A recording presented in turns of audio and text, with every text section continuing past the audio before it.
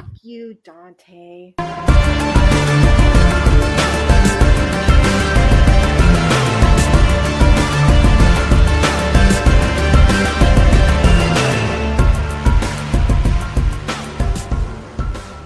Phil. How are you? What's up? Long time no see. I was looking at episodes. I was like, I haven't recorded at least a Nerdcast episode with you since sometime in February of this year. Yeah, it's been a while. It's been a minute, my friend. I don't remember when we did the horror episode. I think we've done one since then, but that's been a while too. That came up in discussion, I think with Ricky. Oh, Ricky? Because it was like, he mentioned me. He likes to name drop me. Well, I thought he was going to actually go. I thought he was going to go like hard because he was like, "Yeah, fuck Phil. I'm going to talk a lot of shit on the episode," and he didn't. Ricky loves to talk. Like he didn't say what like as much as I thought he was going to. I did edit the fuck out of the episode because like I'll send you the original cut. Well, I don't know. How long is it? Is it over 4 hours? No.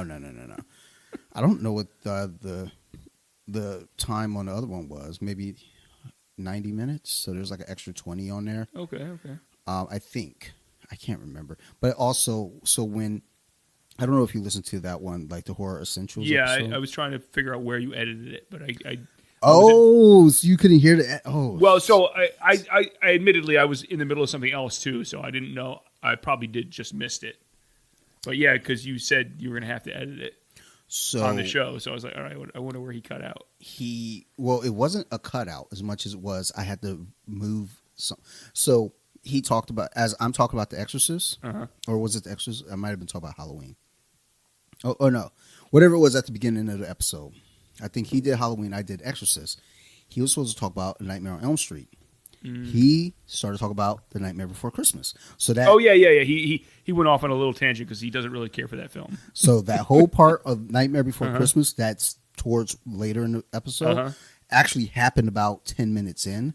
Oh, and you cut it back. I had to cut all of that out and drop it like towards the end. Oh no, where it was supposed to go. And I cut out I cleaned it up where he's basically like, and Dante is such a gentleman because he let me just rant and go. And he could have just said, Ricky, shut the fuck up. But he didn't. And I was like, no, dude. Like, as soon as he started talking about it, I was like, all right. I looked at the time. I was like, I'm going to have to cut right there. I know how much you love editing. Sometimes, you gotta, keep your tools sharp. So, it's like I didn't mind it. But it was a pain in the ass because, like, I think I did it on a Wednesday night or Thursday. No, I did. Yeah, I did it on Wednesday, but it went out on Thursday. Yeah, because it was for Halloween, right? Yeah. I was like, oh fuck, like I'm so dumb. But he brought up the fact that we only recorded once this year with you and Joe. Yeah. So I was like, yeah, we're gonna try to change that for 2025 and get at least 3. But we also didn't. When we did the 3 of us, it wasn't recording for your yearly format. It was like going off because we did the movie. Thing, yeah, right? It was like off it was book. the review. Yeah. So I talked to Joe about it at the on Halloween. He and I were talking. I was like, okay, we're gonna try to do at least 3 episodes this year. And I was like, I got the list. I was like, let me talk to Phil, see what movies he want to do, and then I'll get with you and see what movies you want to do. And we got to meet in the middle somewhere. Because your theme is remakes or reboots. Remakes versus originals. Okay. So we're gonna. I know I already told you what the main was. I wanted to do. I don't remember shit, dude. It's The Thing. Yeah, that's fine. That's probably my number 1. I don't care. It's fine, dude. It's yours. Like, we can do it. But I'm sure Joe would be interested in doing that one too. Because don't speak for Joe. Don't speak for Joe. I mean, it's a major. He's not here, but guess what? He'll be here on December 7th. Oh, he's coming down. Mm-hmm. Oh, okay. So you got to be here on time. Oh, okay. So what time are we recording? Between 8 and 8:30, we got to start. Okay. Can you do that? Wow. Yeah, that's fine. I'll make it work. Because I texted him today. I was like, hey, I was wondering because he had mentioned a while back that he'd be willing to come down here. Because they were kind of fucking me. It was like, you never invited me. And I was like, bitch, I didn't think you left the house. Yeah, seriously, I don't think he ever left Frederick. So other than for work. So he was like, no, I'd come down. I was like, word, all right. So, I was sitting here today. I did talk to Teresa today. Really? Doesn't happen too often. Like it's not through any animosity. It's just busy schedules. Yeah. But we talked, and I brought up the thing for the horror thing. And she was like, "Ooh, I heard some episodes in there. I'd be interested in." I was like, "Yeah." I was like, "Those are spoken for." Fuck out of here. Have you told her she's cut off from the show? Well, she hasn't been on since God knows when. Well, I mean, I haven't either, realistically. But yeah, but I've invited you back. Like, I haven't invited her back. I did mention it to her once, but I think she thought I was joking. I was like, "No, you off the team. You're done."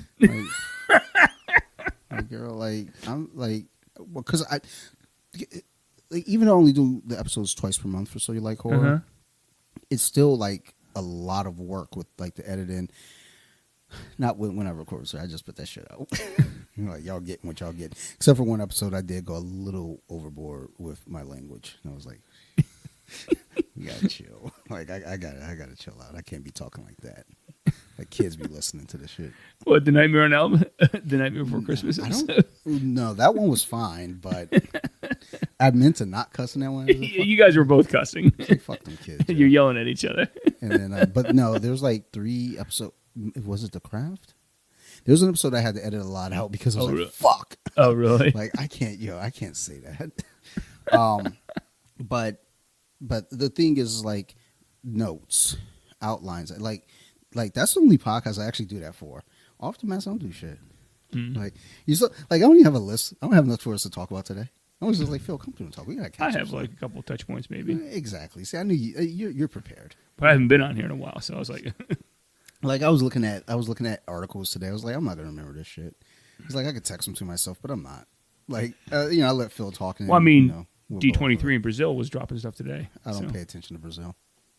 Well, it came up in my feed for trailers and shit. But yeah, I saw a couple trailers today. Yeah. But I was a little excited. I was like, that Captain America, like. Yep, they're showing more of the Red Hulk, which I'm more interested in. I was like, I'm feeling this. Yep. I guess Serpent Society is supposed to be the main. Well, yeah, that's who. Jean Car.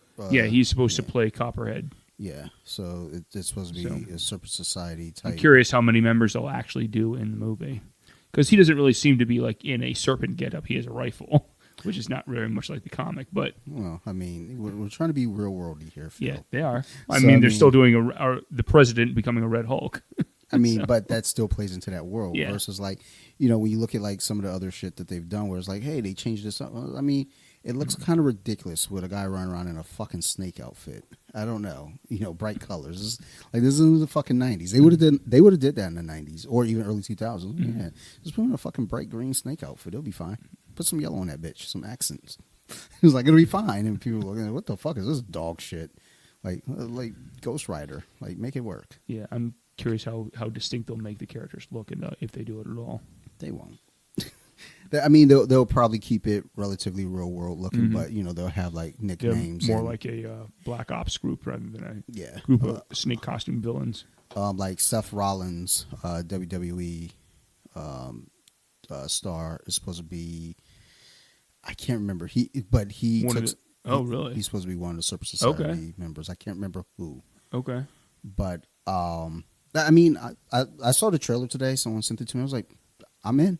I sent them the eggplant emoji. Let them know I got a boner watching this. How many, just out of curiosity, because I'm not sure if I can name them all, how many Serpent Society members can you actually name? Not a one. From lore. Okay. Not a one. Okay. Other than Copperhead, obviously he's I wouldn't even have known that until Esposito's you said it. You said the name and I was like, bet. Phil, I trust you. Okay. Well, no, I had one of the figures. I don't remember which one. Because it was have they? I don't think they've completed the set yet, right? Because there's like 10 members. No, there's a Rock Viper somewhere in one of these boxes. I know they've slowly put them out. All the Rock Viper, and there was one other that I had that was in the Avengers set, the Bill of Thanos, and I gave that. I think I sent it up to Vermont to that one dude Seth.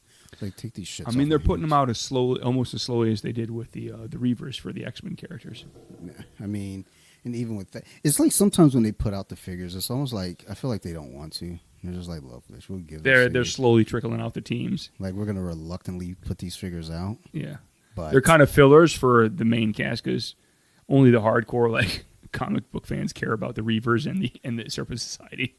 Well, but even like it kind of gets under my skin sometimes when I'm looking in these comments, and like we're a divided world, Phil. I don't know if you know this. Well, yes. In so many ways, though. Yes. It's like, but I feel like people just look for reasons to be divided. So you got people like, well, I don't want to collect MCU figures. Like, then bitch, don't. Why you gotta come on here and tell us? Just don't. Like, I don't want to collect the comic versions. Then don't. Yeah, cherry pick, man. That's what I've been doing the entire time. Like, I don't know. Like, look, I picked the figures that I want. I got my mutants. I don't know why I have that many Avengers over there. You got a shit ton of Avengers. I'm making me jealous, dude. You got probably more Avengers than I do. I actually went a little crazy, like at the beginning of the year, because once I realized I had so many Avengers, I just started filling in holes. I was like, okay, let's go ahead and get this. Then I put up a list. I mean, that looks like an Infinity War cover over there. Yeah, I mean, from the comics. So that I was with 1 million characters on the cover. I have to dust and everything. I was going to dust. It's okay. I can't see the dust from here. You're good. Yeah, but the Skullface clan will be here in a couple weeks. Oh, so, yeah, he's coming, right? Bobby come over. Look out. The finger test. On the test. Like, Bobby's coming over like the preacher to see if there's dust on your Bible. They're like, yo, son, chill. Actually, no, like they came over before. They were cool. He came down here to talk about The Exorcist. Is he coming to do for a horror episode again? Yeah, we're going to do the Exorcist Cursed Films version. Cool. I still got to get notes together and do a little bit more work on that. And then, is his whole family coming, or is he just... Okay, cool. I'm going to come through. I'm actually going to sit and talk with him also. I'm going to text him and see if I can get... Because the Exorcist episode should only be about 45. Oh. Like, the horror episodes have been pretty about tight. an hour now. Except for Ricky. Fucking Ricky, dude. Like, I mean, that could have been a longer episode, but we were both kind of... He had to go do some chores, and I was like, hey... I got other shit to do. I still got to edit some other podcasts. I have to edit some other podcasts. I gotta go, bitch. But now, I want to see if I can get to do an off the mats episode with him and talk about, podcasting in general on his end, the Patreon and everything. Because TFCon was whenever last week, 2 weeks. Last I don't weekend. know whenever it was, but I guess there was a party. I guess I wasn't supposed to know about the party. But somehow I found out about the party and was like, yo, I'm coming. He was like, I think he intended because he tried to get me to go, but I couldn't. So, because he was trying to do some filming for the background of his video. That's why he asked if I could come. And I was like, I'm not going to be there. I'm sorry. So I think he's going to also film on his birthday thing this year. But we ended up going out there hanging out. How was it? It was fine. It was a good time. It was a good time. Hey, just curiosity, did Joe make it? I didn't know. Okay. No. I mean, he might have been there. I feel like I would have seen him, though. Yeah, you would have seen Joe. Asian guys, they stand out. But what was it? But like looking at that, like, what he's done, like with Skullstis events this, it's like, I want to talk about that. I want to like just. Oh man, we're gonna have a Dante event. No, not at all. Dante's gonna have an event in an octagon. Well, I've actually thought about doing like kind of a jiu-jitsu like thing. See if I can like get like not a big thing, like maybe like 6 to 10 people come through, like hang out, do something like that. Just keep it simple. But I'm also like I don't really want to fucking look after something like that. I don't want to although like the people that I tend to communicate with in the community are very, very chill, very nice, very well mannered. I'm gonna go up to Virginia and do an open mat at this one gym, Shark Pit, and then I'm gonna record with them right after. So you bring your gear up there? Yeah, I don't like to. I don't like to like pack shit up and travel, but you do it to Joe's. I mean, that's like it was once last year. Yeah, that's true. That's probably it's also been more in the past. That's probably why I only recorded once last year. I was like, I'm gonna pack this shit up. Like fuck that. Nah, but no, I actually packed up and recorded with my grandma. I took this all over to grandma's house. And oh, you did? Okay, yeah. I was wondering how you recorded that one. I need to email my sister, because they're old. I need to email my sister because they're coming out for Thanksgiving. I want to see like if I can get her come through and record with her. Okay. What do you guys do Thanksgiving at? My grandma's. Okay. So, and then I'm trying to record my grandfather, but he's still like the hearing aid. He's still trying to get sorted out, make sure it's working all right. So, yeah, that's those ideas. But I will see if I can get Bobby to hang out and do it like an hour for the horror, hour for off the mats. Or like a podcast history one. He actually sent me a text, or no, I put up a post. He commented, or he might have DM'd me. He goes, "I want in on Dracula." I was like, "It's yours." Oh, the remakes, yeah. Well, in general, I didn't even have a plan yet, but he just said I want in on Dracula.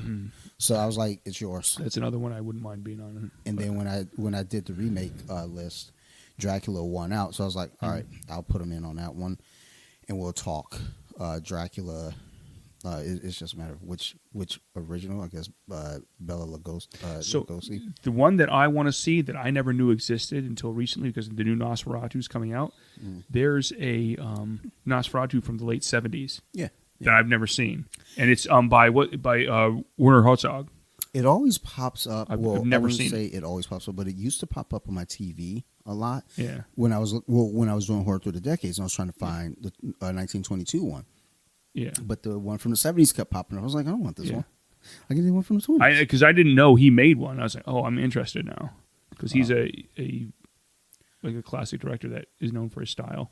Like, when we do I still got to figure out how we're going to do, like, what's the format going to be for remake versus original, because am I doing, like, the outline, will I be doing, like, a comparison of, like, I really wanted Psycho to make it, just because it was a shot-for-shot remake. Yeah, true. And are you doing Night of the Living Dead at some point, right? I don't even see that on here. I know Dawn of the Dead was when Dawn of the Dead won out, but Night of the Living Dead got second place. Okay. And I initially wanted to do that one, but then when I started reviewing the list, I was like, if I do the first and second, like basically the top two vote getters from each vote, I'm going to be over my number. Okay. So my question for the Dracula one is, what is going to be original? Is it going to be the original Nosferatu? No, or is it going to be the... It's going to be Dracula, Bela Lugosi. Okay. And then the remake, I'll do Bram Stoker's Dracula. Okay. I mean, that's the remake that everybody remembers. Yeah. I mean, there are tons of others, but that's the one that I'm going to go with. Other than The Thing, I think I'd probably really want to do The Fly, if you do The Fly. The Fly was a runner-up, so like, because I wanted to do The Fly. I mean, things can change. Yeah. Because I mean, let's look at the list. Yeah. This is what won out. Because I know I keep track of your posts, but I lost track of it at one point. A Nightmare on Elm Street. Okay. So the tricky thing with that is I've done a Nightmare on Elm Street episode. So that's where I don't remember. Did you cover the new one? No. I just did a Nightmare on Elm Street. Yeah, just about general. the franchise. Yeah. Well, no, I think we really only talked about the first one. The original. Because I started like kind of dumbing it down because I didn't want to do like a widespread. Right. Okay. Like let's be as simple as possible. So Nightmare on Elm Street, Halloween. Again, tricky because I've done multiple Halloween episodes. Whether it be Rob Zombie, whether it be are you comparing the newer the two? ones. Yeah. Well, it's going to be Rob Zombie versus 78. Okay. So, and there's always there's plenty of meat on that bone. Yeah, that'd be a good one. To kind of talk about. And I've always got shit to say about that Rob Zombie one because I loved it, and people just want to hate. I love just the Rob Zombie ones. People are like, I don't like it. Like, why don't you like it? Because it gives a backstory to Michael Myers. I was like, I mean, I feel like a crazy dude running around the streets killing people. That is scary. You're absolutely right. But once you see he gets shot and he just keeps moving. I want an explanation. Give me an explanation, bitch. Like, oh, you don't have one. Shut the fuck up. Amityville. Oh, that's right. So, are you compared to the Ryan Reynolds then? Well, yeah, that's the remake. I'm not doing the sequels. Okay. Like, and all the other nonsense. Yeah. Like, the original one still actually really scares me. Yeah, I gotta see the original one again at some point. It's been a long time. As a grown ass man, I'm still scared of that movie. I don't know why. The Ring, Ringu. Okay. I think Joe mentioned he wants that one. Yeah. I was like, it's fine. Let me talk to Phil. I don't know enough about that one, so I don't know enough about any of these. Okay. I just be doing shit. Phil, I just be doing shit. I'm drinking wine. I don't know shit about this wine. Mark got this shit for my birthday. I don't even think it's real. I think it's Kool-Aid. So just go with your feeling, Phil. Go with your feeling. Dawn of the Dead, which I'm excited for that because I love both those movies. Yeah, I that's one I might want to do. Texas Chainsaw Massacre. Oh shit, that's true. Yeah, that's a good one. I guess. I mean, I can't stand it. Oh, damn. The other ones I want to do, nobody's going to want to hear. You're right. I don't know what is Oh, it. The Blob. So I wanted to do the Blob, But I don't think that's going to be like it's not going to get enough votes. Like that and The didn't. Fly are two creature ones that I'd The love Fly to do. got plenty of votes, but again, it got, Yeah. I can't remember what beat it. Like- the Blob didn't really get it. Got votes, but Really? it didn't get enough. And I was just like, I really want to do the Blob. What about, here's a real deep cut, House of Wax. Original House versus of the Wax remake. was on the list. Really? Was it? Oh, Yeah. shit. It actually got some. Really? It got a decent amount of votes. I mean, the original is one of the best Vincent Price movies ever. It's awesome. Let me pull up and see what it was up against. And the remake was just fun. But I remember liking the remake when I saw it. I was like, the remake is like, I don't know, people, I don't think liked it very much, but I thought it was fun. Let me see if I can, because I gotta. This fucking story archive is fucking long as fuck. All right, so let's see here. Elm Street beat out. Actually, that's why Friday the 13th didn't make it, because it was up against Nightmare on Elm Street. Oh, well, yeah. Elm Street's a better remake than, I mean, the Friday the 13th remake was fine, but So Elm Street was different enough where it felt like its own thing. I wanted to talk about the Friday the 13th one because the way the remake was done. Oh, okay. Where, like, because it's tough to because you look at the original one, it was the mom. Yeah. And you look at the remake, and they kind of cram 1, 2, and 3 Yeah, all into one movie, yeah. So it was kind of tricky. Now, Halloween beat out Night of the Living Dead. Oh, damn. By a significant amount. Yeah. So, that's too bad. Amityville beat out Carrie, and I Really really wanted to do Carrie. Oh, damn. Carrie would And be cool. it was a pretty significant beating. I would rather do Carrie than Amityville. Dude, it was like Trump on Kamala. Oh, my gosh. I wasn't going to go political at all on this show, Dante. You did it on your show. This is your show, man. If you really want to go there, that's The Ring beat. So I really wanted to do the Omen. Yeah, I'd much rather do the Omen than the I Ring. wanted to do the Ring. Omen. I don't really care I about. wanted to do the Fog, and I was hoping the Flatliners would get 0 votes. Yeah, Flatliners. The original, the remake was crappy, right? Yeah, the remake was so Very bad. crappy. Like I watched that shit and I was just like, Yeah. what am I doing with my life? Like I reevaluated everything I was doing in my life. Well, that's a lot of people what they say about the Fog remake with Tom Welling. I mean, the Fog. I mean, I just saw the original in theater because they did a special presentation of it. I was like, oh, I haven't seen this in forever. It's great. Dude, why is it so hot in this fucking basement? It's normally cold down here. It's hot as fuck. What's wrong with my wife? So I wanted to do Candyman, but then so it was on the list and it was a runner up to Dawn of the Dead. Now the thing is with that Candyman, it was more of a legacy sequel, and not a remake. So I mean, he does show up at the very end. He's like part of it. So I'm glad it didn't win out because it's not technically a remake, and It's like a soft reboot almost. And also, rest in peace to Tony Todd. He just passed dude, away. that was crushing today. I was like, damn. Like I saw that, and I was just like, and I was literally just talking about Candyman with Sarah, and because we were sitting. Steve had come over, or he was coming over to record last night. And I was talking about Candyman with Sarah, and then I go to my phone and I'm seeing all these pictures of Tony Todd, and I was like, "Oh, yo, don't tell me." I was like, "Oh, it's heartbroken." But Dawn of the Dead beat out Candyman and Poltergeist, and the Blob got no votes. I'm sorry, my bad. But you said The Fly got some votes. Yes, The Fly did get votes. Poltergeist, weirdly enough, got votes. I was like, I think because of the original, because that remake. The Blob's not really famous enough. It's just a personal favorite of mine. Honestly, you'd be shocked. There's a lot of folks I talk to that they talk about how the remake traumatized them as kids. Yeah, that remake is, dude. The original is a classic movie, of course, but The Blob, that's one of the better remakes that's ever been made. Then Texas Chainsaw Massacre beat out Black Christmas, The Grudge, and The Hills Have Eyes. Yeah, I can see why that. Which, I mean, honestly, that entire list, I didn't really want to do any of those. I was trying to mix it up with ones that I knew would win. What did you have it in the running? The Crazies. I did. The Crazies did not get. Yeah, it's not going to get any votes. It didn't get any votes. Actually, did I put it? Yeah, I did, but it got 0 votes. It beat out The Fly. Well, yeah, of course. In Fright Night, and then Suspiria got no votes. Which Oh, really? Oh, that's the other one I would really want to do. it's fine. I wouldn't. I know you wouldn't.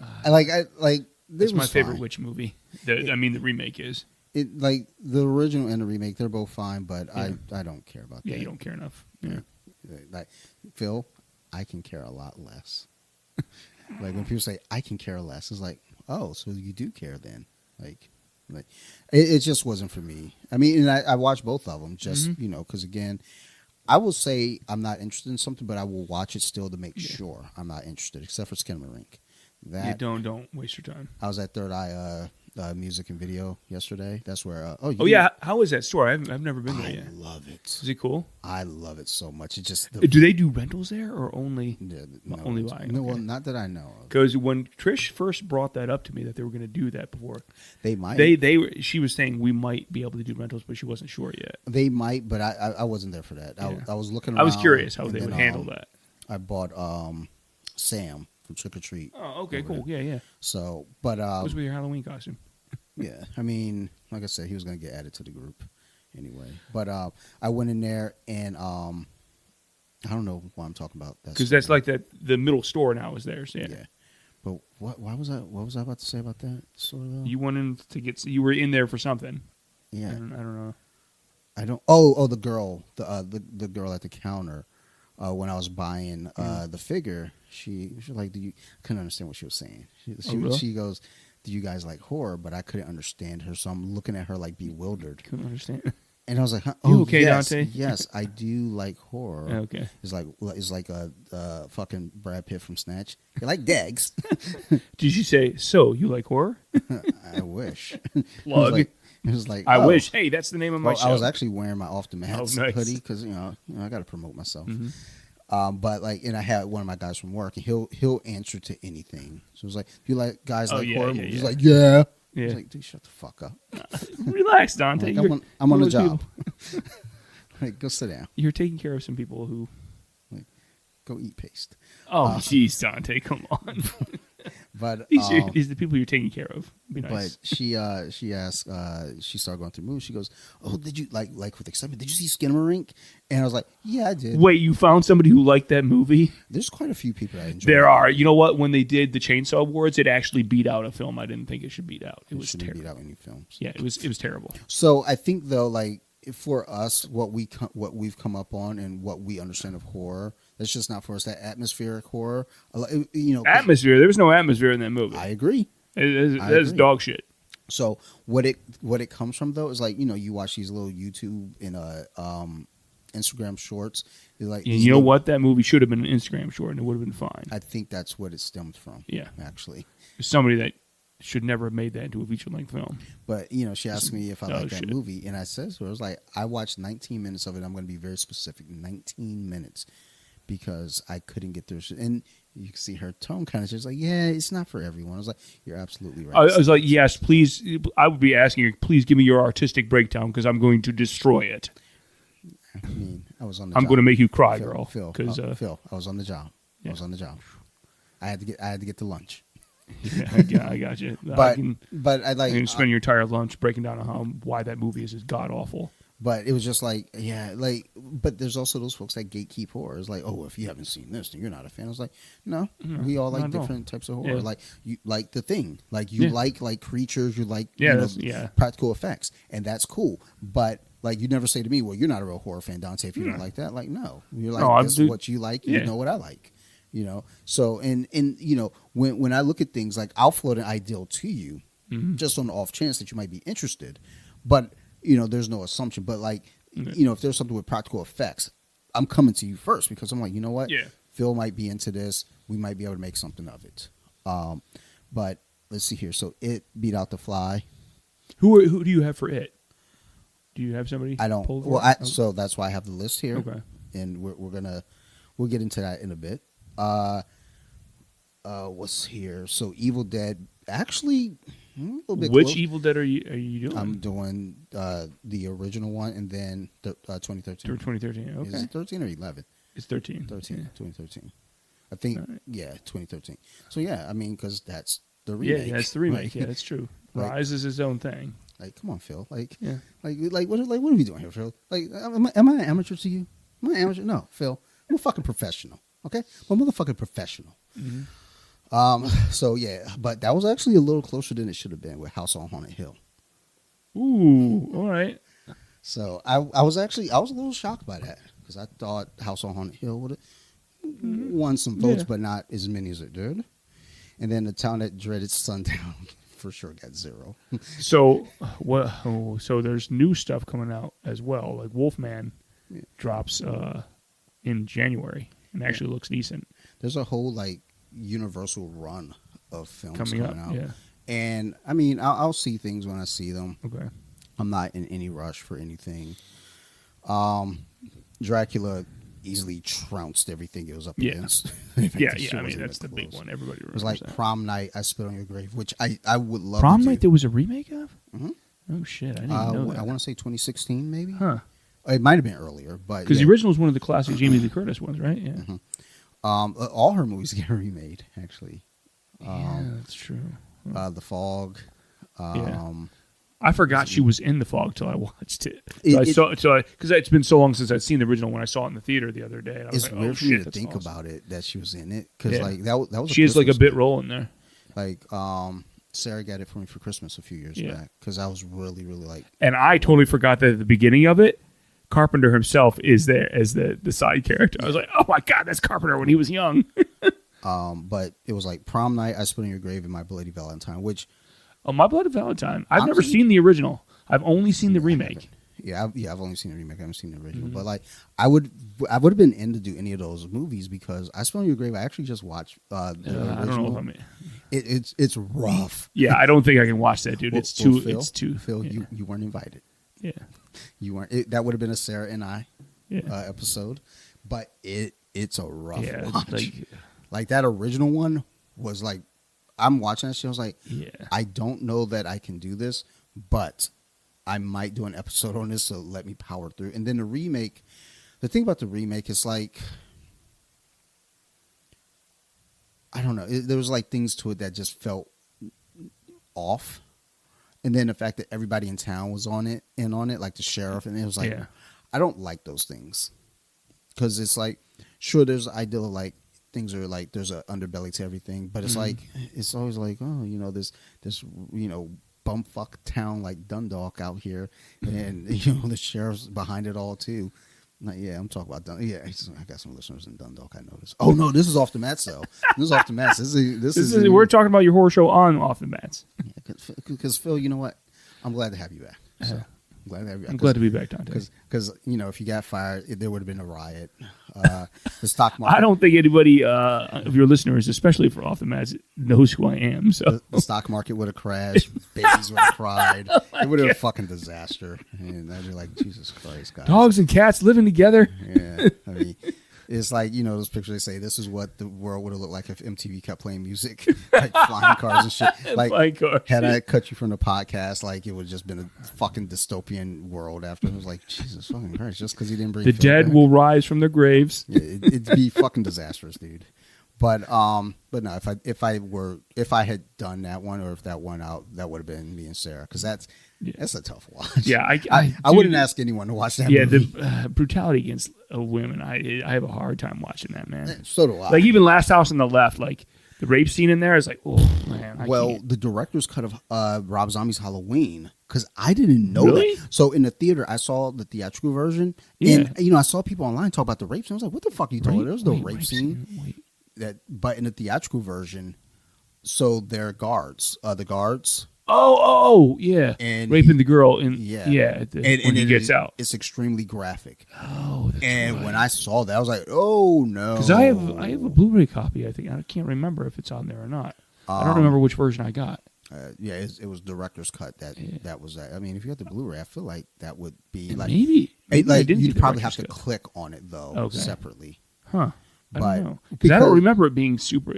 I remember that being a little off camera, and they implied it. But so I just watched Rob Zombie's Halloween, obviously for Halloween, And there was no hints of it in the theatrical version. And even when I watched it in the theater, like, again, I don't. Yeah. People are talking. I was like, there was no rape in that movie. What are you talking about? And then when I saw the theatrical version, I was like, holy shit. Or the director's cut, I was like, holy shit. That's super brutal, super graphic, and like unnecessary. Because like I think Sid over at Horror Chronicles, she just did the whole Halloween franchise in four different episodes. Okay. And I think I'm going to do a Halloween timeline episode in October, obviously. Okay. But when she talked about Rob Zombie's Halloween, it was clearly the theatrical version because she didn't mention it either. Well, she didn't mention that, but also when Michael attacks the nurse in the theatrical version, it just looks like he randomly attacks her. In the director's cut, there's a picture of him holding Angel, and then she goes, "That's a cute baby." Oh yeah, that's right. Yeah. That's in the director's cut. Yeah, and basically that set him off, and it's one of those things where it's like, where we can see it as the viewers was like, I wish like they fucking knew that bitch set him off. Yeah. He probably was going to be okay, but she set him off. Yeah, because she mentioned it. Huh? Yeah, she called him. I do remember that though, so I'm wondering what I'm forgetting. Maybe I just blanked out with the brutal rape scene. So, the next poll was The Wicker Man that won. Oh, really? That's a good one. I've just recently this year watched the original. I've never seen the original all the way through because it was on Tubi, and it's good. The original still holds up. I never finished it. I started watching it, but dude, I know the Nicolas Cage version gets clowned on a lot. It's fine. The second one, I think his is fine, but I didn't have a reference point. Now I know why it gets clowned on so much compared to the original. The original is much better. Oh yeah, than the Nicolas Cage version. It has a stronger presence. Yes, like whereas Nicolas Cage version, it's very. I don't like using this word. It feels like there's a weird agenda with it of some sort. Yeah, like the just the cultural subtlety that's done in the original is so well thought out, and the fact that it's what's his name, who was he was Dracula for all the Christopher Lee. Yeah, Christopher Lee. He's so great as the mayor in there. He's such a charming bad guy. Yeah. But Wicker Man beat out Wreck, and really, I really want to do Wreck. Wreck is so good. It's fucking great. But a lot of those Asian but that's Spanish. But like those foreign remakes, they didn't win out. They like most of them didn't get. Well, The Ring won. Well, The Ring is more famous, a lot more famous than Wreck. But I thought The Grudge would have won because The Grudge was big. Yeah, because I saw The Grudge more than I saw Ring. And I mean, I thought The Grudge would win. Mostly because I think The Grudge was Raimi, and I followed Raimi's career. But like Wreck. Was the follow up to Haunting, which I didn't really care. I couldn't care less. Martyrs, though, surprisingly didn't. Martyrs? Like I was shocked because I hear so many people, especially on my Instagram, ranting and raving about Martyrs. I've never seen that. It's body horror and it is brutal. Really? Brutal. The original, the French version. The original. Wow, I've never seen. What decade is it from? 2008. Oh, okay. So it's relatively recent. It is. What's the premise for the story? I don't even want to say anything because like the way it starts, it seems one way, and if I say anything, it just ruins that beginning. Okay. But it's one of those movies where again, a lot if you're into gore, so it's like gore porn. I'm into body horror, but I mean like body horror that I'm used to is Cronenberg. So Cronenberg can get gory, but there's usually a purpose behind it. So there's a purpose behind this, and it's a wild movie. Now, the American remake, I didn't see, but I haven't heard a single person say anything positive. Okay. So it must have been remade relatively recently. I don't remember. Well, I think it was like a couple years later. So I want to say maybe 2011, 2012. But those were those four. Okay. Then next we had... what? Oh, wow. The Last House on the Left actually won out. I didn't know that. Is that on the list? No, that's not on. Oh, you know what it was? Because I did too many polls. And then I had to go through and make some decisions. Yeah. Dude, for a while there, for like a straight week during October, I was seeing like a poll from you for the horror Well, IG like every other day. I was like, holy shit, Dante, how many of these are you trying to do? Phil, I don't make plans. I just be doing shit. Randomly. I just do shit, and then I be like, oh shit, I overshot. So yeah, I had to actually clear this one out because it was Let the Right One In or Let Me In. Oh yeah, which I wanted that to win. Yeah, it did not. The original version of that is so good. The Wolfman, which I wanted that, but it did not win. Yeah. The Last House on the Left won. I was like, fuck. Like, because I set these up where it's like, I kind of know who's going to win and who's not. And I thought that would get no votes. And they got almost all the votes. Wow. And then the Crazies. The Crazies. You know what? I've never seen the original all the way through, and I know it's on Tubi, and I'm finally going to sit down and watch it sometime soon. So, I've never seen it. But I love the remake for that with Timothy Olyphant. I was okay with the remake. Okay. Like, I didn't actually see the original. But I forgot. The original is one of Wes Craven's first films. So I definitely want to see it. Then the next one was 13 Ghosts. That one out. Okay, yeah. That makes sense. That would win. Maniac surprisingly got 0. Okay, well, Maniac I don't know that well. I've never seen either of them all the way through. I've seen the remake. I didn't see the original one. Okay. It's on Shudder. I don't know if you logged in, but it's on Shudder. I can't remember. It's like several people are logged in now. Like probably not you though, Phil. Trying to share. Not at the moment. When a Stranger Calls, which I'm fine with that not winning. Oh, I always forget that's a remake. I've only ever seen the remake with what's her name? Yeah. Well, the thing is though too about the original works for its time. When was the original made? I want to say it was like I want to say like early 70s. Okay. Maybe 71. That's a guess though, because Phil, I make shit up. That's just what I do. And then The Invisible Man, which oh yes, I wanted that one. I would. Yeah, that was cool. I wanted it, and it didn't win. I mean, 13 Ghosts won pretty convincingly. Well, 13 Ghosts is a pretty valid win. I mean, I hear a lot of people like talking shit about it though, so I'm like, wait Why? a minute. You guys said you like this, and now you're talking shit, and now, but then they vote for it. So I don't know, but yeah, those were the votes. But the list is clearly different because The Thing was not included because that was one that was like, that's an executive decision. We're going to include that. It doesn't need to vote. I'm going to make it happen. So you didn't opt for Frankenstein at all, right? No. Okay. And then the thing is, when I did the list, I didn't get very, very technical because there was a lot of remakes that I missed out on. Yeah. And I just said, you know what? I'm not going to drive myself crazy over it because I only need 12. Yeah, once a month. Yeah. So it was like, I need to settle down. But Evil Dead, Dracula, Wicker Man, The Thing, It, 13 Ghosts, Texas Chainsaw Massacre, Dawn of the Dead, Ring, Amityville, Halloween, and Nightmare on Elm Street are the 12 that will be covered this year. Mm-hmm. And then movies that I'm kicking around to fill in that second one, Carrie, because regardless, I was going to do a Carrie episode. Blair Witch, Ricky, he was like, I want Blair Witch. I was like, fine, I'll put it on the fucking list. God damn it. Fucking 4-hour episode. Good luck. Sleepy Hollow, which Ricky said he wants to do that one? All right. Babadook. I don't want to do the Babadook.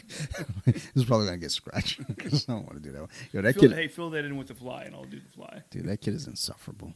That kid made me want to fucking put my kid up for adoption. Or fill that in with The Omen. Like, the Omen's still going to happen regardless. Not Are you to compare and contrast or no? Nope. I'm just the original. Yeah, like this list is just it's going to be whichever one I pick. Which for the Omen is the original. If I did The Fly, it'd be the Goldblum one. Yeah. Ricky wanted to do Get Out. We were actually supposed to do Get Out for that episode that we did. That was supposed to be Get Out, but I changed it at the last second. Then I changed it again, and I changed it again, and it was like, oh, I was just thinking about an interesting one for comparing and contrasting the. Well, it's been done multiple times, but two specifically with the original, and then the '70s was Invasion of the Body Snatchers. I know that's that's more sci-fi, but that's pretty much considered horror. Horror and sci-fi kind of. The ending for the '70s one I think is one of the best film endings I've ever seen. So I initially had that on the list, but I didn't put it in the votes because it was going to be one of the ones like The Thing where I'm just going to put this in there. Yeah. But then as I went through those, I was like, oh shit, everything won, and The Thing gets its place. The Thing is more horror like. Hereditary. Okay. That's one that it's grown on me. Because when I first watched it, I hated it. But as I watched it later on, I was like, you know what? I actually really enjoy this. It's a good movie. Us. And okay. that's inspired by Sid, because listen to her breakdown of Us. I was like, holy shit, I didn't know any of this. And this is like, I love the movie already, but hearing her breakdown, I was like, oh, yo. And then I went back and watched it while I was on the treadmill, like fucking full sprint watching that movie. I was like, yo, what? Yeah. I did not notice this. So I just talked to Shoki today, so I'm going to do the Pope's Exorcist finally. You're gonna do it? Oh no! I don't want to. Actually, he's going to. I'm going to be there. I'm going to make notes. Shoki likes to talk like Ricky does, so like you just let him talk. He's heading that episode. I'm gonna have notes, but I honestly I didn't hate the movie. I just wasn't crazy about it. Not because it's like not everything needs to have an episode. Not everything needs to be talked about. I watched a lot of movies this year, Phil, and guess what? I didn't talk about most of them. Mm. So. Fair. I think the only movie this year that I saw right away and then recorded was Long Legs. It was because I needed an episode. Okay. Like, it's not because I wanted to talk about it. It was like, I need an episode. So, and Sarah and I saw it. So we're like, let's go ahead and watch it. There's a couple I would love to cover, but I don't know if you'd want to cover them. I don't. Like, you're getting a Teresa treatment now, Phil. I don't have Teresa, so I need somebody to just come on. short answer real quick. We're probably going to do Saw. I'm still just the first one. I don't want to do the full franchise. If anything, 1 and 2, but Saw, there's a lot going on there, and I don't need to deal with all that shit. But 1 and 2 we can rock. Hell House LLC. That's the other movie that terrifies me. Huh. I cannot watch that movie at night like I watch other horror movies. Oh, really? I turn that movie on at night before I go to bed, and I gotta come down and check the doors. I check the basement. I lock my bedroom door. I check the closet. I am not comfortable with that movie. Really? And that movie, I don't know why it scares me, but it fucks with me a lot, and it shouldn't, because I don't know. It shouldn't do that to me. But that and Amityville are 2 movies that really spook you. Yeah, I don't know why, but those movies fuck with me, and I'm just like, ugh, I can't do this today, and I just do though. I still watch it, so I'll probably do Hell House LLC.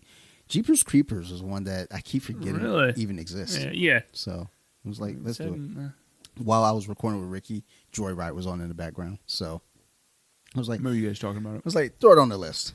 I'm not gonna do it, but it's on the list. Paul Walker, man. It's and then Ricky brought up The Crow versus the remake versus original. I was like, maybe, I don't know.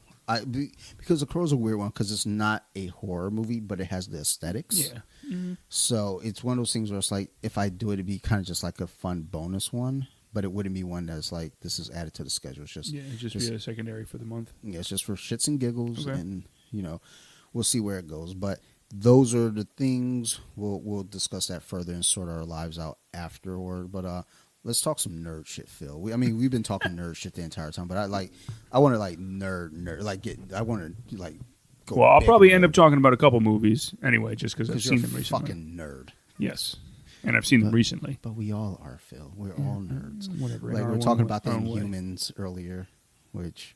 Well, you got this Karnak figure you picked up recently, and I don't have him, so I was just checking him out. Yeah, Oh, that's the way you put the hand, because I had it. Well, he's saying "stop in the name of love." I had it for the backhand, the back. The backhand. I was trying to do the pimp slap. Sarah came down here. He's got the pimp slap. No, he's not pimp hand. He's "stop in the name of love." He's putting the hand out, the flat. Sarah came down here and said something. I showed her Karnak, and I was like, "This is Trump's America now." Oh my god! Get upstairs. Dante trying to get all political on the show, and I'm going to avoid it like the plague. Hey, I don't know. Trust me, I don't want to have that conversation. Because that's a deep, dark hole, man. Not really. It isn't, quite honestly. But it's one of those things where it's like, I talk about it just for shits and giggles, but I don't want to talk about politics. Because, I'm going to be honest, I don't know nothing. No, I wrote Colompton in for my vote. I didn't vote. I voted Colompton.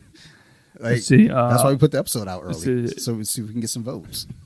Voting in Dante. Nope, it was Colompton. Dante for office. No, I said Colompton, straight up. Colompton. Right, Colompton in. And people reading that, the scanner's like, what the hell is a Colompton? And then Steve and I were going to fist fight to see who was going to be president versus vice. Oh, man. Let me know. I'm going to let you know right now. I was going to win. Like easy, like an easy win. Does Steve ever listen to these episodes? Sometimes he does actually. Does he randomly? Yeah, just random episodes. But we talked about that. I was like, do you want to be vice or like president? I was like, I don't really care. I was like, we'll fight for it. Like I'm gonna be president. And then we vowed to take care of sports, make sports better. Make sports better. We make sports great again.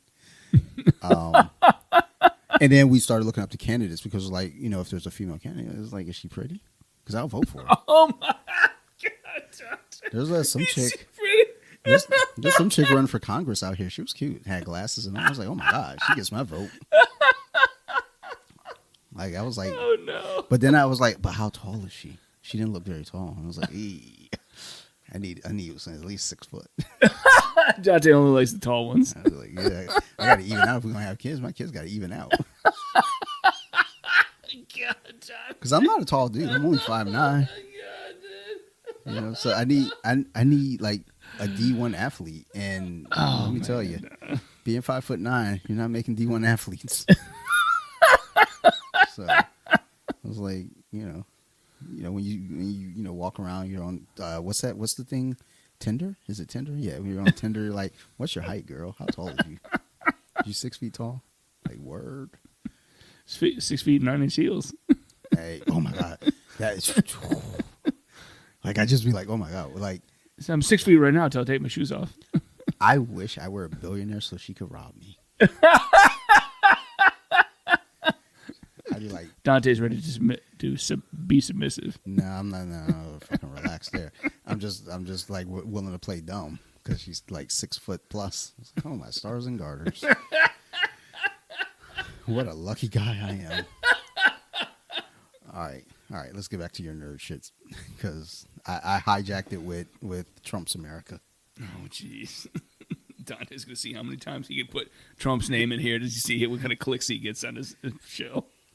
People, I mean, you get the clicks because they're not going to see it until they click it anyway. So, but let's see if they'll tell other people later. Go listen to this guy. He loves Trump. No, I don't. Oh God. Oh God. I don't like none of them. Though. They some phonies. All of them.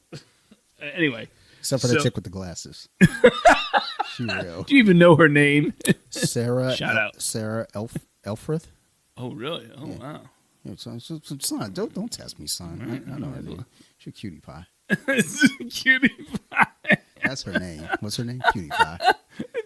Dante's looking up the name on Tinder. No. Her posters are out and everything. Like her, the lawn signs and whatnot. And I was like, I'm not voting. Like if I see a lawn sign, I'm definitely not voting for her person. I looked up the candidate when I was reading all the candidate info. And I was like, I gotta see what these candidates look like. Like voted for judges to keep the judges. Like I gotta see what these judges look like. That dude looked like he would lock me up. So no, we're not keeping that dude looks like he would lock you up. But it's like that dude looks like he would be cool to have a beer with. So yes, keep him. And then was it question 1? Like I was like, I didn't. I had to make sure I understood because I saw some women on the sign saying "vote no" for question 1. I was like, let me make sure. Interesting. Let me reread this. I might have read that. Did I understand the question correctly? I don't know. They didn't. Anyway, getting back to nerd shit. Before this show gets canceled. You gotta care to get canceled. And guess what? I got a box of wine. Dante's going off the rails with a box of wine and some caramel apple donuts. And some donuts. Did you open those yet? Mm-mm. Oh, shit. Let's get into it. All right. So anyway, what do you think of the Fabian Cortez drop? We all figured it was going to come eventually, and it does show the ponytail, which is cool. Oh, so I didn't see the ponytail. So in the initial shot, no, but Dan, the one of the guys who is one of the marketing guys that's always in the shows, he shows it does come with the ponytail, so that's cool. Because I was curious about the first shot they showed. So, I'm in for it. I would like the other acolytes. Yeah, so I'm curious. Obviously, he's the super famous one, so he's not going to be with him. I'm wondering if they'll eventually do a special edition box set for the other ones, because I don't know. Perhaps. I don't even remember the names of the other ones. I remember generally what they look like from the original. Whiplash. Okay. Is one. I remember the big guy could control his density, kind of like Vision, which is why it made him stronger. All right, let me try one of these. What do you think? Are they good? Pretty good. They're solid. They're standard. Okay. A hint of apple. So the honey bun ones that they did earlier, I could take in the glaze, tasted a little bit like a honey bun, but wasn't very strong. Yeah, like it's faint apple, caramel apple. It's still fine. It's a little bit of aftertaste, which isn't bad. All right. Catch it on the back end, but yeah. All right. I mean, they're tasty cake donuts. I just want to try them for the flavor. I mean, I want to still eat them. You know, a fat kid. Yeah, I'm definitely. I burned 1,300 calories at jiu-jitsu today. I could stand to eat some. All right. But Not yeah, bad. the Fabian Cortez drop, I was in for it. When I saw it, you knew it was Did coming. that pre-order come up already or no? I think it comes up in December. Okay.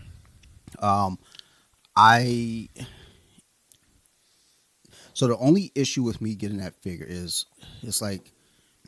Are you only getting it with the hope that they're doing the other ones? Correct. Okay. Like in the same V costume, right? Correct. Yeah. Now, if he's going to be made, I'm certain they're going to do a Colossus when he. When he becomes, yeah. Yep. That would be cool. I could see that maybe as a 2-pack with somebody else. Correct. Like a different version of Magneto. Maybe. And also the thing is too, as you see these things coming, then they'll probably do Joseph, which is an easy do because just take a Magneto head and put it on Gambit's body. I'm kind of actually surprised they didn't do Joseph yet. It's coming. Because, I mean, if you're going that route with Fabian Cortez, I think they'll do Colossus. They'll do a bearded Magneto after all that went down. And then they'll do a Joseph. What I'm forgetting is, have they done an official Onslaught yet? No. They haven't, right? So, Build-A-Figure.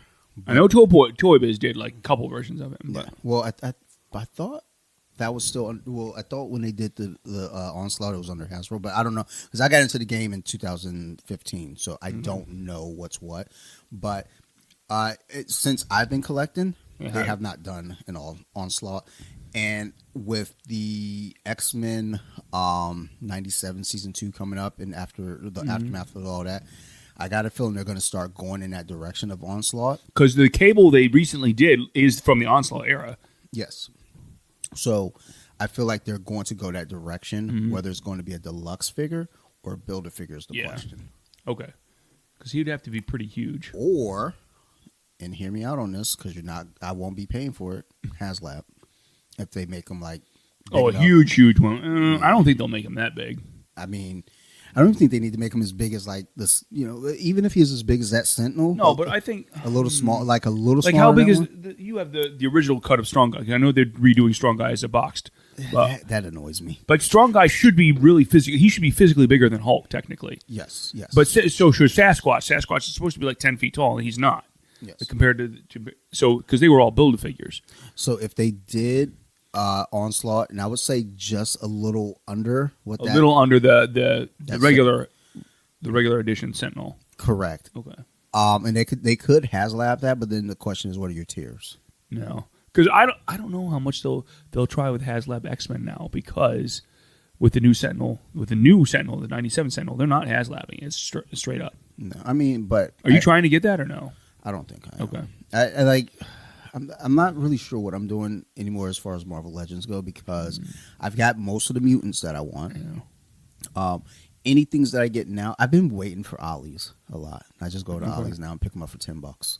Sentinel's gonna be popular with an army build, and I think that's part of why I don't want to do it because if I get in that mindset, it's like. But I wonder if when that comes out, if you can find more of the smaller ones that you can get cheaper. Because the new one's out and everybody's selling the old ones, and then you can army build a smaller one. That would be just as good. So that was the thought when HasLab did the other Sentinel, and it didn't happen. But this one is smaller than HasLab, and people want to trade that up to do it.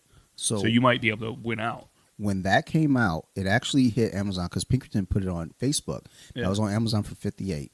That's so pretty good. Sarah got it because that was originally $100, I think, right? Yeah, it was $100 plus. I can't remember. But she got it for $58, and had I been thinking about it, I would have said get 3. Okay. But I didn't really think that one through. I was just excited to get the 1. So the new one, because it's in between sizes, I might. Damn. The whole reason I got the HasLab was to do a Tri-Sentinel eventually. So I might try and get the new one, like 2 of them, and just for the parts and rip them apart. Because that's probably my only option. Even though the arms aren't going to be quite the same scale, it's just 4 inches shyer of the HasLab. Phil, So you're a monster, ripping these toys apart. well, Like, if I have have you any ever watched scratch, Toy Story? They have lives. I mean, if I decide I'm going to do it, I'll just give the spare parts to you, Hey, I mean, and then you can use them for a diorama build if nothing else. give them to Sophie and see what she does because she be doing some weird shit. I was like, what is this kid doing now? I'm building a brother. Oh my god! Nope, she's going to the orphanage. I don't think they're called orphanages anymore. We discussed that on the show before. Yeah, that's I true. think they're group homes. Actually, I need to look up the group home I came from. What? That's a weird segue. Don't fucking judge me. Okay, so anyway, back to Marvel Legends. The rumors that I've heard that are coming out that may or may not end up being substantiated, but there's an AOA Gambit in the works. That's going to be a one-off, not necessarily part of an AOA wave, because the AOA waves, I guess, technically weren't as successful as they thought they would be, so they're hesitant to do a full wave of it again, even though they easily could. There's They enough characters. have tons of characters. Yes, but to AOA work Gambit with. supposedly is coming. I think that's built off of the popularity of Gambit right now because his first appearance possible, is yeah. blowing up massively. The price just keeps climbing for that comic, and I'm like, do I sell it?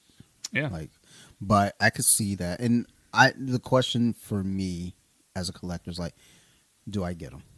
I mean, I already have you got pretty much an AOA shelf already. so I may as well add them. But I don't know. There are times when shit just drops. I'm just like why? Like I just picked up a Ronin. Oh, really? Because he was at Ollie's, Okay. like 15. So I was like, or 12 or 15, something like that. So I was like, why not? He's a little loosey goosey. He might really? fall over because his limbs are all like flimsy, like you goofy bitch. Supposedly there's an Ultimate Wolverine coming in. People are assuming it's the 2000s one, not the new one that's coming next year in the comics. The modern Ultimate, the previous Ultimate Wolverine. So I'd been The seeing one those with the goatee. as well. Yeah. But again, until I see something Concrete, yeah. like Fabian Cortez, it's like, okay, it's official. We know it's here. So yeah, what else you got? What about X Factor 80 Cyclops? Did you hear about that one? I heard rumors about that one. I don't know how in I'm. I don't know if they do it with the skull cap or the open hair or So not. I feel like the route to go is open hair. Yeah, that's what I think too, because that's the last version of the costume he had right before he changed. So I would get that. So I'd be interested in making an original 80s, yeah. Do you think? Well, I'd be more interested if they did the human beast rather than the furry beast, because he came back to human in the late 80s, right before the teams rearranged. I honestly don't care which one I get. I'd just keep them with the theme of it. But I mean, I think I have two beasts. I have the gray one over here because I threw them in my Avengers collection. And then I have Blue Beast because I saw him at Walmart after the baseball game. And they did AOA Dark Beast too, didn't they? Yep, Yeah, and Dark Beast as well. And then there's him in the lab coat, which oh yeah, that's right. I forgot they did that. I passed on that one. I had a chance to get it, and I was like, where am I putting them? Yeah. Because that's the question whenever I buy figures. Like, where's it going? If you buy it, Oh, you're so practical, Dante.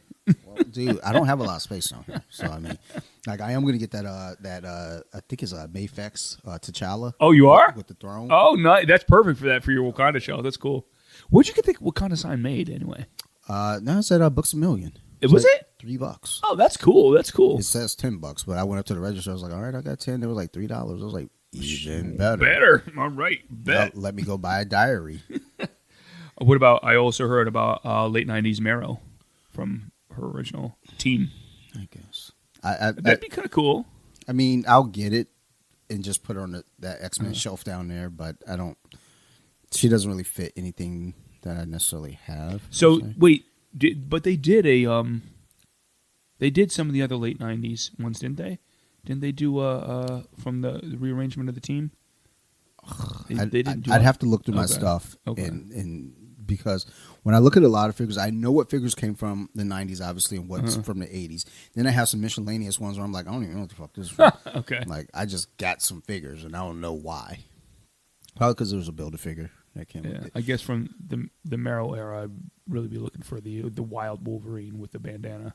Where he's all, like, I mean, animalistic and extra hairy. The only reason I think they're not going to do that, and that's not to say that, I feel 100% like they would, but the only reason I feel like they wouldn't do that is actually no. Let me take that back. I'm sorry. They will do that because they do all these different Wolverines. So any like version of Wolverine they can find, they're going to do. But Eventually. what I think they'll do is have the heads and just really? Here's this Wolverine. Because they're from the same era of X-Team, I could see them doing a 2-pack with Marrow and that Wild Wolverine at the same time. I would prefer that they don't do a 2-pack. I'm so sick of 2-packs. I know, but I think there's so many cool figures that come in 2-packs, and honestly, with 2-packs, a lot of times what they do with a 2-pack is they give you one figure you really want, and the other figure that's like the only 2-pack. When they did the 2-pack of Venom, where they redid the same Venom but gave him wings, and then did the girl that everybody wanted. I bought the 2-pack just to get her. It's the only way to get her. So I have two 2-packs that I can think of off top that I felt like both figures were worth it. Polaris and Havoc. Yeah, that's one of the ones because that was a perfect trading card version. And then Destiny and the original Rogue. Oh yeah, that's a good one too. Those are the two that I felt like this is where it's equal. And the other I wanted both.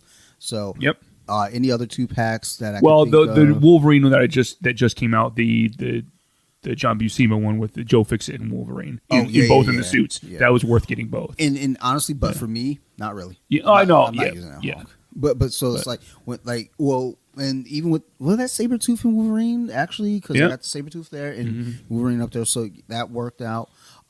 Actually, who else? There was another 2-pack. I just Power Man and Iron Fist. Yeah, I was actually pretty excited about that. That was a well done 2-pack. Like I like this. This is cool. And I needed. I don't have an Iron Fist in my collection, so I was like, this is perfect. I actually wanted to get that Daredevil Hydro Man. Hydro in Daredevil, the animated version. Oh, because that was a 2-pack. But I missed it because I don't have a Daredevil. I don't have a single Daredevil. Oh, you don't have a single Daredevil at all? I don't have a single like a Punisher, like the comic book version. Yeah, not the show. And version. I was about to buy that 2-pack because it was like, I got the 2-pack because that was for me. I'm probably not going to open to that though. I'm looking. I was like, I don't have a Punisher. I don't have a Daredevil. Yeah, and those are two characters that I would like to have in my collection. Yeah, but look, with the show coming next year, I guarantee you they're going to do probably a 2-pack of both of them together. I hope, or with a Kingpin or something. I hope, but that's the thing. I mean, a Kingpin. I got a Kingpin, so I don't need another one. He's a little loosey goosey too. Wasn't thrilled about it. Which version of the Kingpin did you get? It was the animated. Yeah, the animated. Okay. Because the Build-A-Figure, I just got lazy. Yeah, like I had an opportunity to get these figures, and I just got lazy on it, and then it was too late. So fuck them. So the other two rumors I heard were the X-Force Nightcrawler with the black and white from the I didn't hear that one. Yeah, well, the black and gray. I mean, from the. I've been hearing Angel, Archangel. Okay. X-Force Archangel and X-23 and Warpath. Okay. So they're doing Archangel's going to be the for the X-Force team. Mm-hmm. Right. He's going to be deluxe, and then X-23 and Warpath are going to be a 2-pack. Okay, those make sense. And the thing is, I forgot Nightcrawler had been part of that team at one point, though. I didn't know that. Yeah, he was one of the last switches they made for the Black Ops team. The 2-pack, I don't know that I want because I have X-23, and I don't know that I care enough about Warpath. But it's like, do I want to build that team though? The X-Force team with all the black and gray suits, yeah. Because I'm a sucker for a team. Yeah. You know? Yeah, so it's like, okay, well, let's build this team because if I see I have a chance to have a team and I'm missing pieces, like I look at my new Warriors, I need Namorita, and it just looks gross right now. And the only way to get Megan was to get that 2-pack, right? For New Warriors. No. I'm sorry. You're right. She was in a 3-pack. Yeah, and that's fine because I wanted that Shadow Cat. Okay, and so that was worth it to for you. Yo, Megan's feet be stressing me out, because the way her feet are. You got no shoes and the thing through her toes. I'm like, yo. Well, Namorita won't have any shoes either. Yeah, but she's got wings. It's true. And that's cool. So do you think they'll do it as a classic Namorita or as a Chimera? I want from when she got blue skin later on. I want that classic one, from the original. Because the blue skin one is that third eye, and I keep looking at it. I was like, they did do blue skin one, right? I'm like, do I get it and just add her to this group? And then you know what's going to happen as soon as I do that. They're going to drop the classic, and I'm like, well, I feel like a dickhead now. So, who else do they need to do for New Warriors? I'd love to do a 90s Firestar with the jacket and the flame jacket. I don't know if they'll ever get to it though. The 90s are full of jackets. Because they did one version of Justice, right, with the Marvel Boy with the cloak. So I got 5. Yeah, 5, 2, 4, 3. Yeah, so 5 of the 6 new Warriors there. Did they ever do a Turbo? No. A male or a female Turbo? No.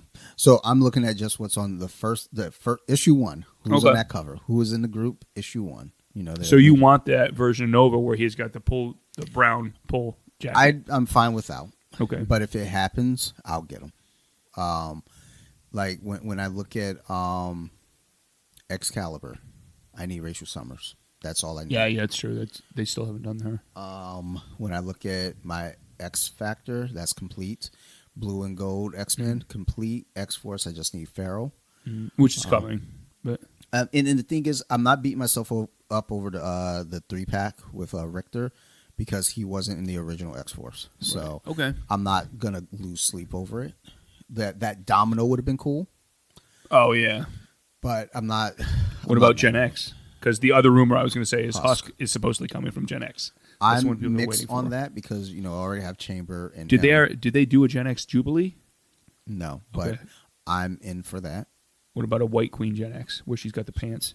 They did, right? With the pants and the jacket? No, they did not do that. Which I want to be honest, I got enough Emma Frost around this. Yeah, house. I mean Emma Frost is a popular one to do with the sexier outfit, but that was her least sexy outfit that they did basically when she was the head of the school. Just like Hillary Clinton and shit. Get out of here.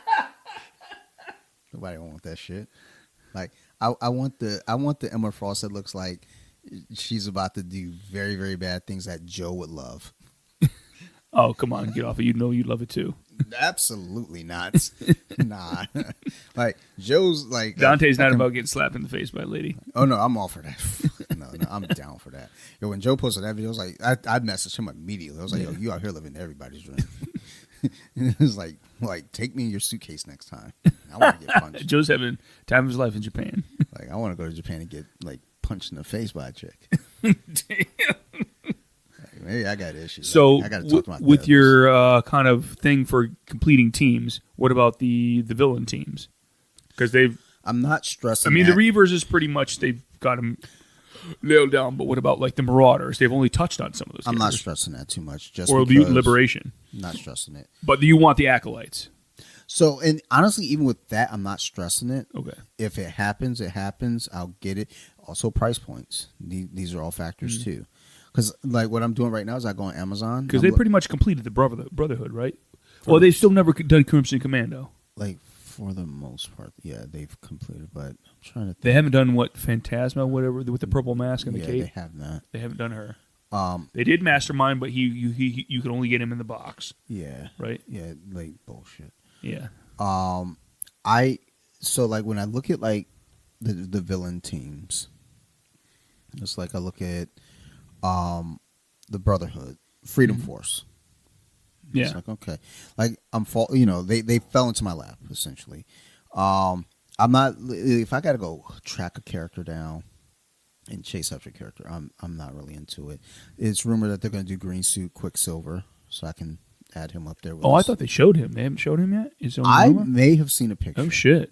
Okay, Yeah. I thought they showed him somewhere. But until I see a pre-order, Yeah, I'm not there. Or pre-orders go up on this date. I'm not. What about the weird variants? Because they finally showed Bloodstorm for the new Strange Tales line. That's the first hint they've shown for doing a Mutant X. So, I have been to Third Eye I've gone to Third Eye like every day this week. Yeah, I go there like a lot. Well, you go there work. with the work group, right? Yeah, yeah. And I look you're lucky at that, you live so close. Like I look at that figure and I'm like, I want to get this, but where does it go? Yeah, because that's the first one they've done. Are they going to go the Paradise X route where they used her for the Alex Rossers, or are they going to do the original route with Mutant X and redo Alex Summers and all the other characters for it? Who knows? Because she's the most popular one on that team, so that's why they've done her first. So again, if I did it, like the thing is, like, where do I put her in the meantime? Because if they do the rest, sure. But if they don't, then I just got this she would almost have to be like with a blink that can travel between realities. I also look at like certain things, like the Strange Tales wave. Yeah, I want Dracula. I mean, I want some of the stuff from that wave. Lilith. I want Lilith is a big one that I'd want. I want Bloodstorm. In the others, I'm fine with. I'm not like losing sleep over not getting them. But like I said, I'm looking at Amazon and watching the prices of those because if they start dropping, I know I'll get them at Ollie's later. Yeah, I was kind of disappointed with that wave because I was hoping for some deeper cuts, but I don't know. Well, Phil, you need to give them a call and let them know. They don't give. I hit them up on social media all the time. That's probably why they don't listen to you. These are individuals that like to use phones, so call them. They told me because they called me last week. Oh, you talked to Dan Yun? Yes. They asked for donations for running for the 2028 election. Already? 2028. I told him, sorry, buddy, Colompton's running, bitch. Why don't you donate to me, ho?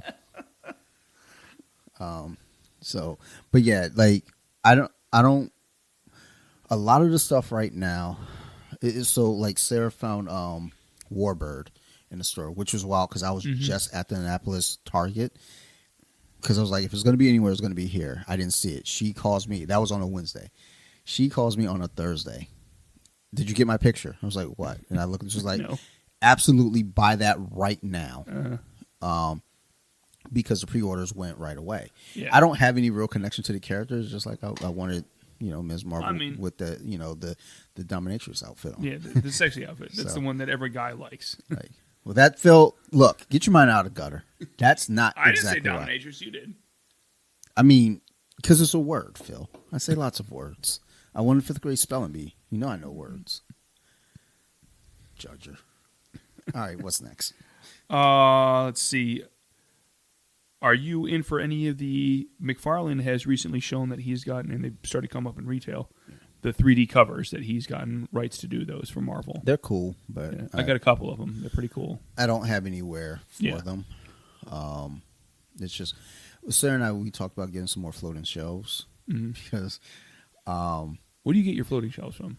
Amazon? Target. I go to Target or I go order off Amazon. Depends. Price point is a big thing. So, and they make them in different sizes, right? Because you had a big one there. So this do they make any longer than that? So yes, they do. Okay. So that was like I think we got that at Target. It was 18, I believe. Okay. The ones that are over there, those are multi-size. I think those are 13 on Amazon. Okay. But because we were talking about that X-Men Lego set. Oh yeah, the house. Yeah, I forgot. I was going to ask you, would you be in for something like that? That's pretty cool thing. Sophie saw it, and we were both going. Yeah. And then Sophie goes, "Mom said I can't get any big Lego sets." I was like, "But Mom didn't tell me I couldn't get a big Lego set." You could build it together. It can be a family project. Well, yeah, that's all the Legos that are in the house, like down here. That was both of us working on it. So Sarah and I talked about it. I was like, we looked at the price and I was like, it is expensive. I don't know that I want to pay that much. Yeah.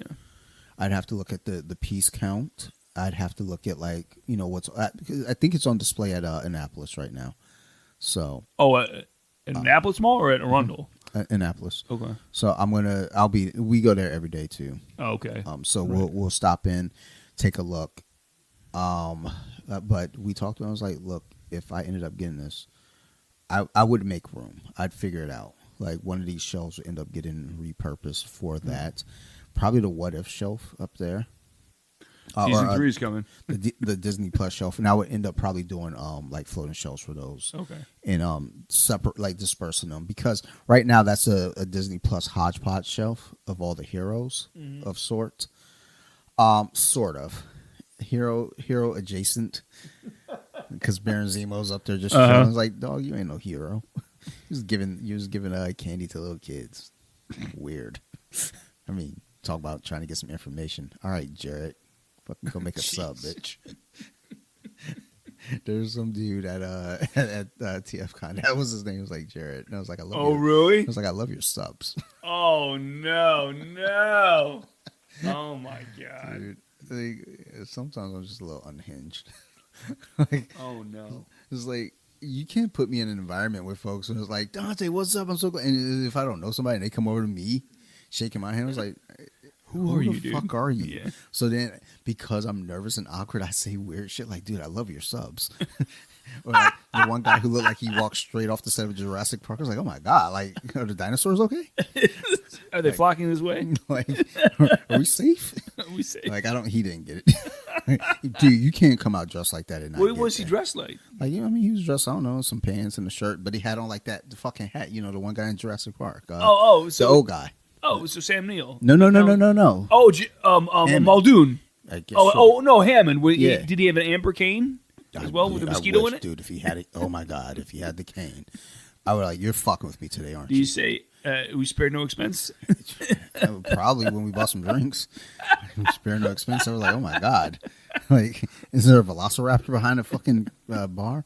There's the one bartender there. Ricky's a madman. Yeah, I don't even want to talk about it here.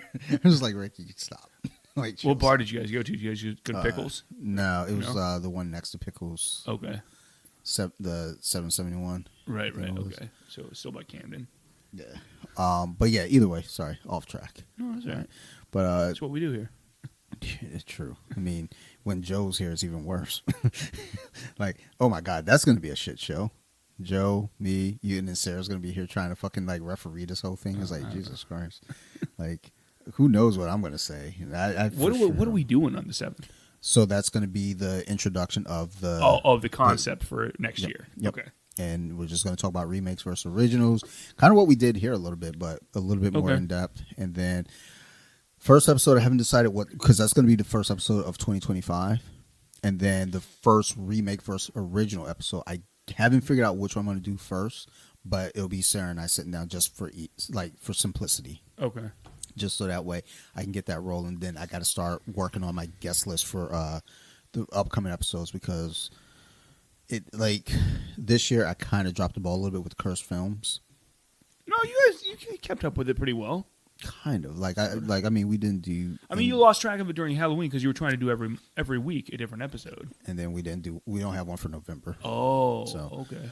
I think Jen. So Bobby's episode is going to be for December, the last one. Okay. Jen and Amy are going to do Isolation Horror, and that's going to be the other November episode. They're doing it themselves. I'm not involved. Oh, really? They're just sending it to you? I gave them an outline. I'll send them the login. Jen and Amy. So Jen did the Conjuring episode. Jen was here for my birthday. That Jen. Yeah, okay. And then Amy was on the vampire episode. Okay. I don't remember which number. I want to say like 14. I be knowing those episode numbers. So you're just letting them run free, huh? Yeah, I said do it. Okay. Because Amy sent me the ideal, and I told her, like, would you be my co-host for this? She was like, I'd be honored. And I was like, dude, don't use those words with me. like that's an insult to yourself. But then I was talking to Jen, because like Jen and I, we send like inspirational like memes to each other every day. Okay. They're like, you mean you send inspirational memes? I've seen the memes you post online. They're not really inspirational. Oh no, she gets the fucked up memes too. Oh, okay. But I send her those memes to let her know, like, hey, you remember who you're talking to. Like we're strong together. We got this. Apes together strong. You send her all the shit you put online. Yeah, then I send her other shit like people's heads getting cut off. And she's like, what the fuck are you doing? Like, you're supposed to be boosting my spirits. It's like, well, I know, you're supposed to laugh, right? Like, no, that's funny, right? He got decapitated. Right. Like, yikes. I guess you weren't born in Detroit. Like, we are not the same. But I was talking to her and I was like, would you be interested? Because I was supposed to do an episode with the both of them. We were going to do a witches episode. And I realized I didn't really care that much. So I was like, I don't really give a fuck. So this is kind of the testing ground, because if this like comes out okay, which I think it will, I'll have them do a witches episode over the summer. Oh, okay. Because I'm gonna be honest, I don't care.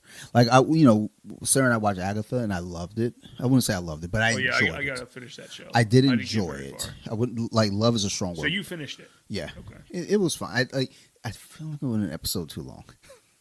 Oh, you think they overstretched it? Well, like how far in are you? No, I think I watched the first one.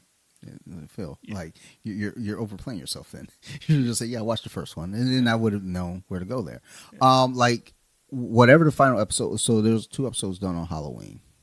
Oh, the last 2. Yeah. Those were the last 2. Like after that, the first of those 2 ends. So I guess episode 8. After that ends, it's kind of like you could end it there, But like what they do with episode 9 kind of gives you more explanation, so that way you have like a reason to keep going with the story wherever it's going to go. But if they ended it without that, it would have been fine also. Okay. So, but I now enjoyed it is it. done, right? The nine was the last one. Yes. Okay. But I did enjoy it, and I'm just not really that into like the witch stories and stuff. Okay. But they are. So I was like, because I think when we were going to do that episode, they actually had gone up to Salem and everything. I was like, that's perfect. Come back, we'll do that episode. I was like, I don't want to do that. Are you and Beth? You and Sarah going to cover it? Which one? Agatha? Probably not. No, okay. So it's tough to do like, you know, those types of episodes, just because it's like, you know, like, what do you want to cover? What do you want to talk about? Like, so like when we were doing them for all the different series, like we kind of had a good flow with it. We had a good discussion point. It was like a lot of stuff was like, I'm not watching a lot of stuff anymore. Like I watched, I don't even know what the last Disney series was, or Marvel series was, but I watched Agatha. Well, yeah, before Agatha, I think that was the first one for this year, right? Was there another one this year? I don't think so. Yeah. Echo. Oh, that was the very beginning of this year. Yeah, that's true. And I didn't hate Echo, but I don't care about Echo. I probably would never watch it again. It wasn't bad. It just it wasn't something I'm interested in. X-Men, like I've had a couple people that want to do it, but I just haven't had time. X-Men 97, yeah. I haven't had time to sit down and like read. Like I've watched it again, but now I have to watch it differently because I want to like now remember stuff for discussion points. Yeah, I'm slowly going through the original series before I ever watched the new one because I never saw all the old ones. Like I think there's like 8 episodes. They're like, here, watch these 8 and you'll be all right. And I was like, oh, okay. And I did. And I was like, I am okay. I'm perfect. Now, next year when they do Daredevil, I'm probably going to want to talk about that. And that's fine because I'm excited for Daredevil. Yeah, I'm excited for that. But it's tough because it's like, also like part of what's been going on with a lot of my scheduling for podcasts is like timing. Yeah. It's just people's schedules. So when we do these things, it's like, hey, Phil, do you want to talk about Daredevil? Like, yeah, when can we talk about it? It's like, well, can we talk about it? I kind of got a deadline. I got to like get this shit out. This like, well, I can't do it until then. It's like, shit, that means I got to find someone else to do this. Like, Steve is doing a horror episode with me. Really? On what? This movie called Bitch Ass. Yeah, I don't know. Okay. So someone at his work actually requested it. Really? And I told him, I was like, okay. So I talked to him and says, when can you record? And we record Columpton every Friday. So I was like, when would you be free? And he just kind of gave me a roundabout, like kind of talking in circles. I was like, okay, so look, I don't know if you understand this. Like with Columpton, we bullshit a lot, but with So You Like Horror, I actually do like put work into that fucking thing. So if you want to record this, we need to have a date. So he actually asked me yesterday before he left. Okay. He was like, when you want to do Bitch Ass? I was like, well, look, I gave you the dates. He was like, shit, okay. In which I don't remember what the dates were. Yeah. So I was like, all right. And I gave him kind of a window. And he was like, well, I'm off that first week of December. I was like, all right, well, that seems fine. We can figure it out then. But that episode, I think, will go out sometime in December. Anyway, because Bobby's episode, I believe, is going to go out December 6th. Okay. Yeah. And then that next episode would be whatever. It'll be the second December episode, which could normally be like a wrap up of the year, which I don't want to do that. Mm-hmm. Or it could be the Bitch Ass episode. And then the episode that we're going to record on the 7th is going to go out January. Whatever. That first January episode. So it's like it's a moving machine and the parts are very delicate there. Whereas like with this, it's kind of like, okay, well, like you want to talk about Daredevil? All right, let's talk about Daredevil. Yeah. That's not, I mean, that show's not going to start until like March I think. Yeah. So I mean, yeah, we got plenty of time. So before then, do you think you'll go to see Brave New World in theater? Cap 4? I want to. Okay. What about Thunderbolts in May? I want to. I don't know if I'm going to do Thunderbolts in the theater, but I would like to, but I'm not as pressed. So you're more pressed for Captain America, probably, which will be Valentine's Day. Because he's black. Oh. Sure. Yeah. All right. Fair. I'm not in that movie for the same reasons you are, obviously. It's Black History Month. What are we doing, son? Oh, my God. Like, hey, dude, you know what would be funny? If we went to see that and get Evan to come with us. Oh, of course. Well, no, he hates Anthony Mackie. I know, but that'd be the irony. He hates Anthony Mackie. He's black, and he's all about it. He's not going. Like, Dude, you should ask him. I bet he'll go to see that movie just because it's a Marvel movie. Even if he hates Anthony Mackie, he'll go to see it for the story. I don't think he would. I think he really dislikes that too. It's like, what did he do to you? Did he like? I don't know what he did. Did he like kill your mom? Like, what's going on here? Like, you're angry. Like, because he loves leading into Black History Month when he goes on Nerd Rage when he shows up for his annual. Yeah, we'll be there. I think it'll be me, him, and Greg. We're gonna show up. Yeah, that's true. Episode that that's right. I forgot about Stay Home, Greg. Joe and Pinkerton won't be there. I was like, Joe, you can show up. You're all right. Pinkerton, you stay home. Like, Pinkerton, you got to stay. You from Alabama. You know you can't be on this episode. God. Like, Alabama legalized interracial marriage in 2002. Oh my God. So, no, that's a fact. That's a fact. Dude, that's wild. Pinkerton, you can't show up to this episode. Oh man, I'm just thinking hills have eyes, man. Yeah, I mean, should be there. I watched that shit over the summer. I was like, like, what are we doing? Like, I'm out of this motherfucker. But I'll probably do Captain America in theater. Okay. Thunderbolts. I'm on the fence. I like the trailer. Yeah. I mean, the new special they just showed today was pretty cool. I mean, I've seen enough of what I need to see. I don't want to see any more. Yeah, I almost, because I don't want him to give away too much about Bob, basically, because he's the big Sentry. thing. Yeah, he'll be Sentry. But the public, the general public doesn't know who the fuck Sentry is. Well, yeah, I mentioned that. She was like, "Who's Sentry?" I was like, exactly. Okay, well, he's Superman. You got to know the books to know who Sentry is. Like, but he's Superman, but he he's not Superman. Yeah, because I want to see how powerful they'll actually make him. It'd been crazy if like they got Henry Cavill to be Sentry. Oh my God, that'd be so perfect. Who is the dude they're getting to play him? Because I don't know him from anything. Some generic white guy. Oh yeah, it's not Black History Month. With long hair. That would be so ironic if they got Cavill to play him. Dude, I would. I'd I'd be see like, the movie 8 times. Yeah, I'd be like, all right, theater opening night. That's awesome. Let's see here. Let's go find out who Bob is. Cast. Excuse me. Because he's the only one who actually seemed to have real powers out of the team they're doing. Although Ghost can't really control her powers. So Lewis Pullman, Sentry. Is he Robert? Okay. So Lewis, what have you been in? Let's. Is it Bill Pullman's son? That'd be funny. Phil, I don't know. You're asking me a lot of questions. I don't know a lot of things. He was in the most recent Salem's Lot. Oh, I haven't seen that yet. Lessons in Chemistry. I don't know. Yeah, same. He was in The Strangers, the remake, which... Oh, there was a remake? I thought it was... Phil. Oh, man. Phil. Oh, no, I'm sorry. He was not in the remake. He was in the sequel. I'm sorry. But the remake of The Strangers came out earlier this year. Let me tell you, disaster. Really? Okay. I don't know if I did an episode. So I think I did the Strangers episode, maybe. Uh-huh. No, I was supposed to do the Strangers episode with Sid, and she stood me up. What? Sid stood you up? You're not famous enough, man. Well, she's busy as fuck, dude. I'm sure she is. Super busy. She's famous. So, like, when she didn't, I mean, she works a 9 to 5. Like, I don't want to tell what she does, but she works a 9 to 5. Like, which is, like, her job is wild. I was like, really? But then thinking about like the way she talks about these movies and like it's like that makes sense. Okay. Total sense. But yeah, she like I was logged in waiting for her. She didn't message me or anything. I was like, bitch. Oh, really? But then I tagged her in some posts and she like liked them and reshared them. I was like, bitch.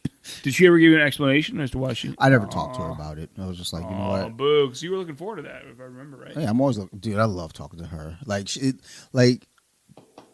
a delight.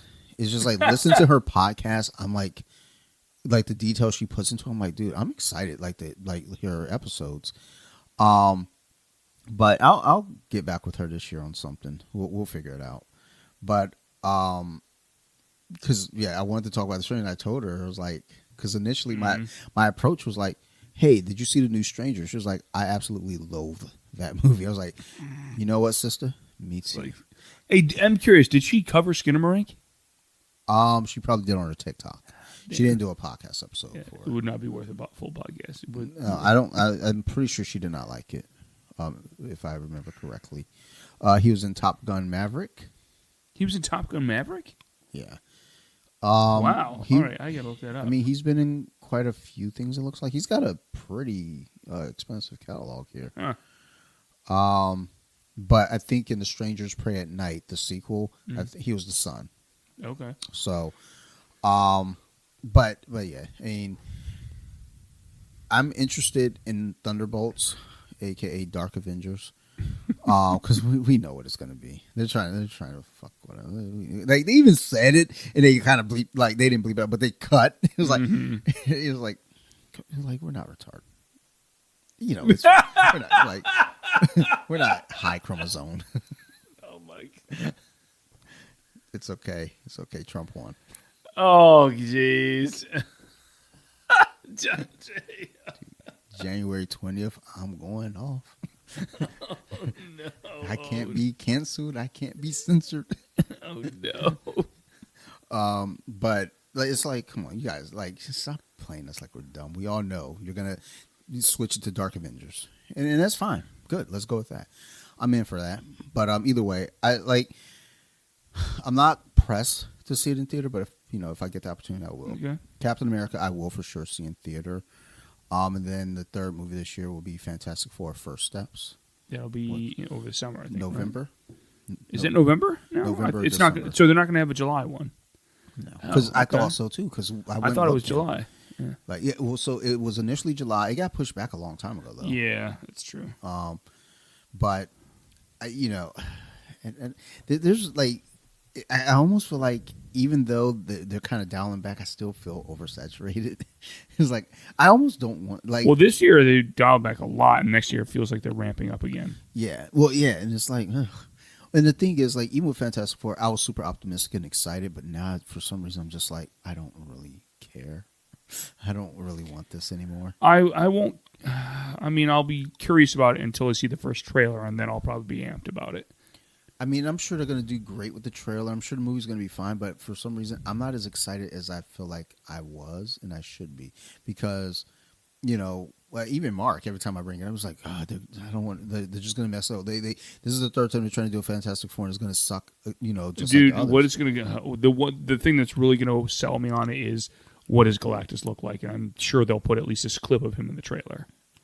So, and even with that, I wish they wouldn't though. It's like. I think they need to do it to prove that they know what they're doing this time. Well, you're right. This is the third attempt they've done. But the thing is, like, actually the fourth. The Marvel Disney machine has proven, for the most part, they've got it under control. Versus like Fox. Fox didn't know what they're doing. I mean, like, well, that's the thing. Everything that they've done outside of even with the Marvels, we're like the Marvels are suck. It's a terrible movie. It's gonna bomb. It's like. People who said it sucked were people who didn't see the movie. Mm-hmm. They're a bad review bombing it, and it's like, and those are the tactics that are like making movies not do well. But Marvel's was fine. Was it the greatest? No, but it was fine. What else was out there that? I mean, the only thing that like Doctor Strange obviously was just a fucking shit show. But outside of that, most of the movies have been fine. It's like, okay. You got something. You're building something, and even with Doctor Strange, they're building something. Mm-hmm. It's just that movie sucked, but it's like wherever they're going after, it's like, hope you know what you're doing. Also, you have this loose end, the post credit from the first Doctor Strange. That yeah, I mean, I wanted to see a Steven versus Mordo. That would have been a great story. I was pumped for that. Yes, I was super hyped for that. And I mean, it's like we got just this loose end floating out there. Where it's like, oh, hey, by the way. And I wanted to see Mordo take on other magic users and take their powers away. That would have been a really cool premise. I mean, I thought we had it. Because that's what he was starting to do. Well, and the thing is, though, too, is like then at the end of Doctor Strange, Sarah's friend was like, Multiverse of Madness. And it comes out whenever it came out. What, Mother's Day? Some bullshit like that. So it's like, Multiverse of Madness, Mom. Oh, I see what they're trying. It's like, bitch, shut up. No, I don't like her anyway. Like, she's dumb. But with that movie, the loose end there is like, I mean, it's not so much loose end. I mean, they have some sort of going to do with Wanda, but it's just like, because. And they have Charlize Theron show up as Cleet at the end. And it's like, oh, wow, that's something I would actually want to see. So, yeah, they're building to something. It's fine. It just sucks that they made that movie. It'll show up in Secret Wars, just like everything else. Just like Eddie will show up in Secret Wars. Even though he's quote unquote done as Venom, we'll see. I don't want the thing is with Secret Wars right now. So when we were building up to Infinity War, It was the first time we were going to get something like this. And it was, like, It was a fantastic build-up. I walked out of that movie feeling satisfied. Even if they didn't make another one, I was like, this is good. This is fine. Yeah. Endgame, if you take away that hour number 2, it's pretty good. Mm-hmm. It's pretty good. Like, again, time travel, when we get into time travel, don't tickle my balls and then walk away. You got to do it right. And they didn't. It's like very few things do time travel right. And not that we really know how time travel works because, maybe it's not a thing we don't know. We don't know. CERN be fucking around with shit. It could be. Could it? Who knows? But if you had to theorize what time travel was like, they weren't doing it right. It's like, oh, we'll just go put this, the stone back at the exact time. No, because it's the Back to the Future theory. If you're in 2015, Biff goes back and gives the fucking almanac to young Biff. You've changed everything since then. Yeah. So you can't, you got to now go back and head him off. You can't, so for them to go back and put the stones back where they are or back where they were. And the real explanation you'd have to do with that, it was the soul stone. How do you put that back? Yeah, the soul stone That's is the whole one. The whole point is you're trading a soul for the movement of the stone. So if you give the soul stone back, does Black Widow come back to life? Yeah. Like, how does that? What are we doing here? So, fuck that movie. But I mean, basically, you had these build-ups to these movies, and they could have been done, but money. So they started making more movies. They gave us a Black Widow movie that was fucking 3-4 years too late. Yep. We got a Spider-Man movie that I was fine with eventually, but when we watched it in theater the first time, I hated it because my back was hurting. And I just wanted to go home. I was like, fuck this movie. And then I watched it at home. That movie was the predecessor to Deadpool and Wolverine. Like, it's a weak story, but has so much fan service in there. People enjoyed it. Like, I mean, it was like I enjoyed it. It was fun. It's a lot of fun. Oh no, it was great to see all the. No, I'm talking about Far From Home. Oh, Far From Home. No, I love that movie. Yeah. So I loved it eventually. I had to watch it in the comfort of my own home. But when I watched it in theater, I'm just sitting there, my back was hurting so much. When we went back and recorded about it, I think Bobby and Adam gave like a 8, and I gave it a 6. Yeah, I was like, fuck that movie. My back hurt. I just want to go home. You took Gyllenhaal, which I wasn't sure was really going to work in a life setting other than outside of cartoon, as Mysterio, and it's like, oh, that really does work, and he was excellent at it. Yeah. Oh, fucking. And the reveal. Well, that's one of the greatest superhero endings for me personally, because Spider-Man is one of my favorites. But also, they did something you would exactly do in the comic books. They revealed to the world that it's Parker. That was great. like, that's a fantastic ending. Yeah, it was great. It was fucking perfect, actually. Yeah. And then what came after that? I don't even fucking. Oh, Eternals. Yeah, Eternals. I mean, whatever. It was fine for what it was, but yeah. I mean, but now you get this slide of like bad movies. Yeah, it was bad slide, movie, not necessarily of bad movies in and of themselves, but a sloppy way of doing things. Like everything was so tight to the lead up to Infinity War that like. Oh, and then they couldn't keep the momentum after Endgame. Like they had Far From Home as kind of like the epilogue to Endgame, and that really worked for a great ending for Spider-Man. And then after that, there was a slippery slope of we basically plateaued here, and we're gonna slide because we're overconfident, and we're gonna do all this stuff that people don't care about quite as much. And there'll be snippets of stuff in there that are cool, but for the most part, it's a bit of a mess. Yeah, it's like you said, the overconfidence. Like, we can put anything out. Yeah, it really felt like they had gotten overconfident after the success of Endgame. I think the things that I enjoyed after Endgame, Spider-Man Far From Home, Shang-Chi, whichever way you want to pronounce it. You know, he says his name was Shang. What about Wakanda? I'm going to go Wakanda Forever. Wakanda, I really like that one. No Way Home. Yeah, No Way Home was really great. And Deadpool, I mean, I guess Deadpool Wolverine. Yeah, Deadpool Wolverine this year. It's like, I don't know if I'm even counting that just yet, but I'm just talking about that phase right after.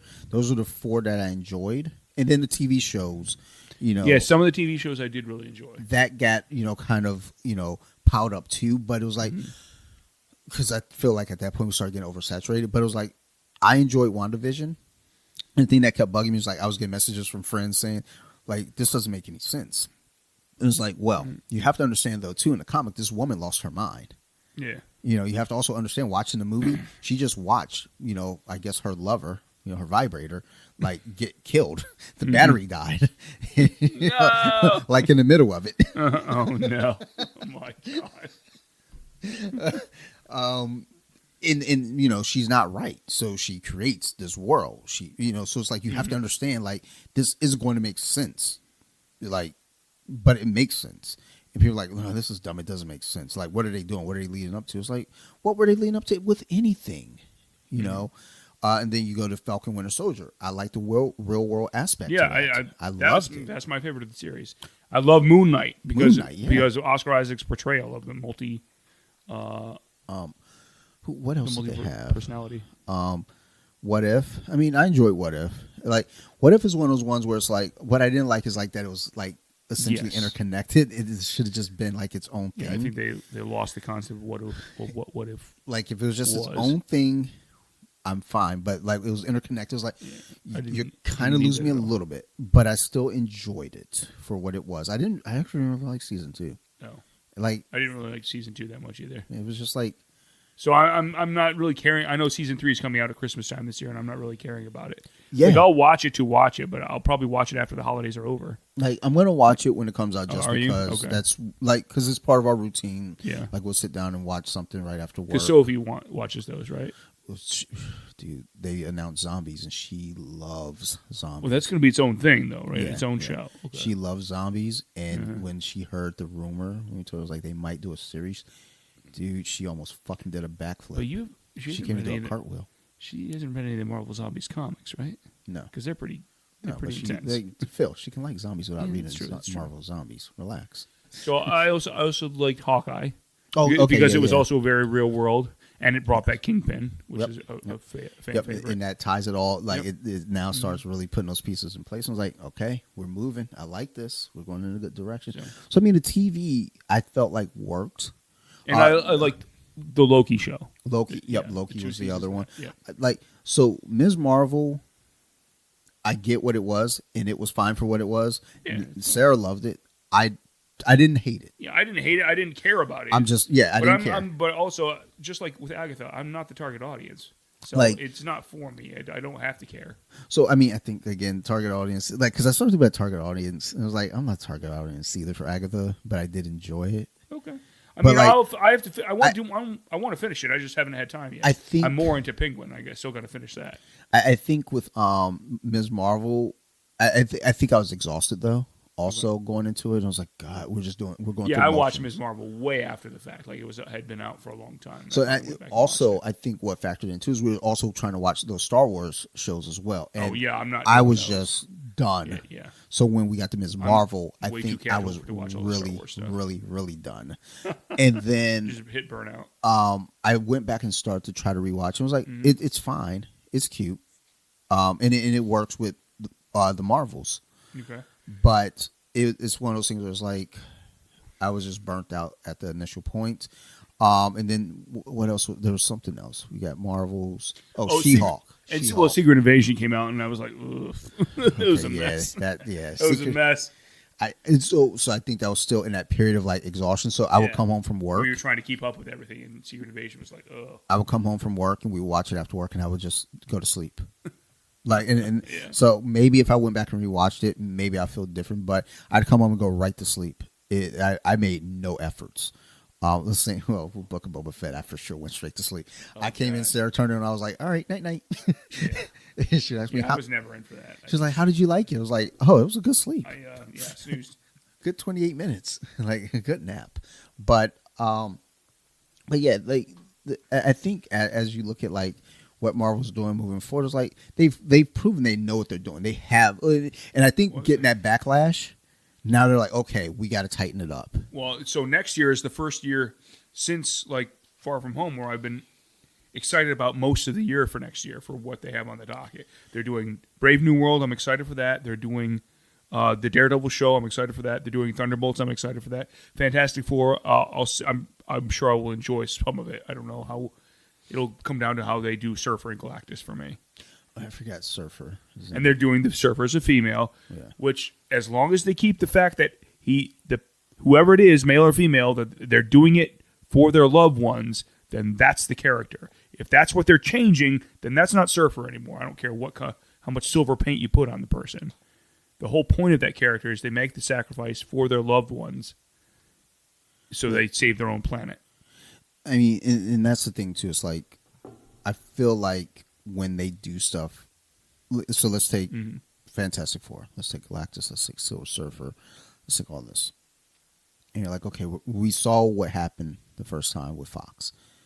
And we've seen the shit that we've been doing and we've been getting shit for. So let's, like, because sometimes they'll tweak a story.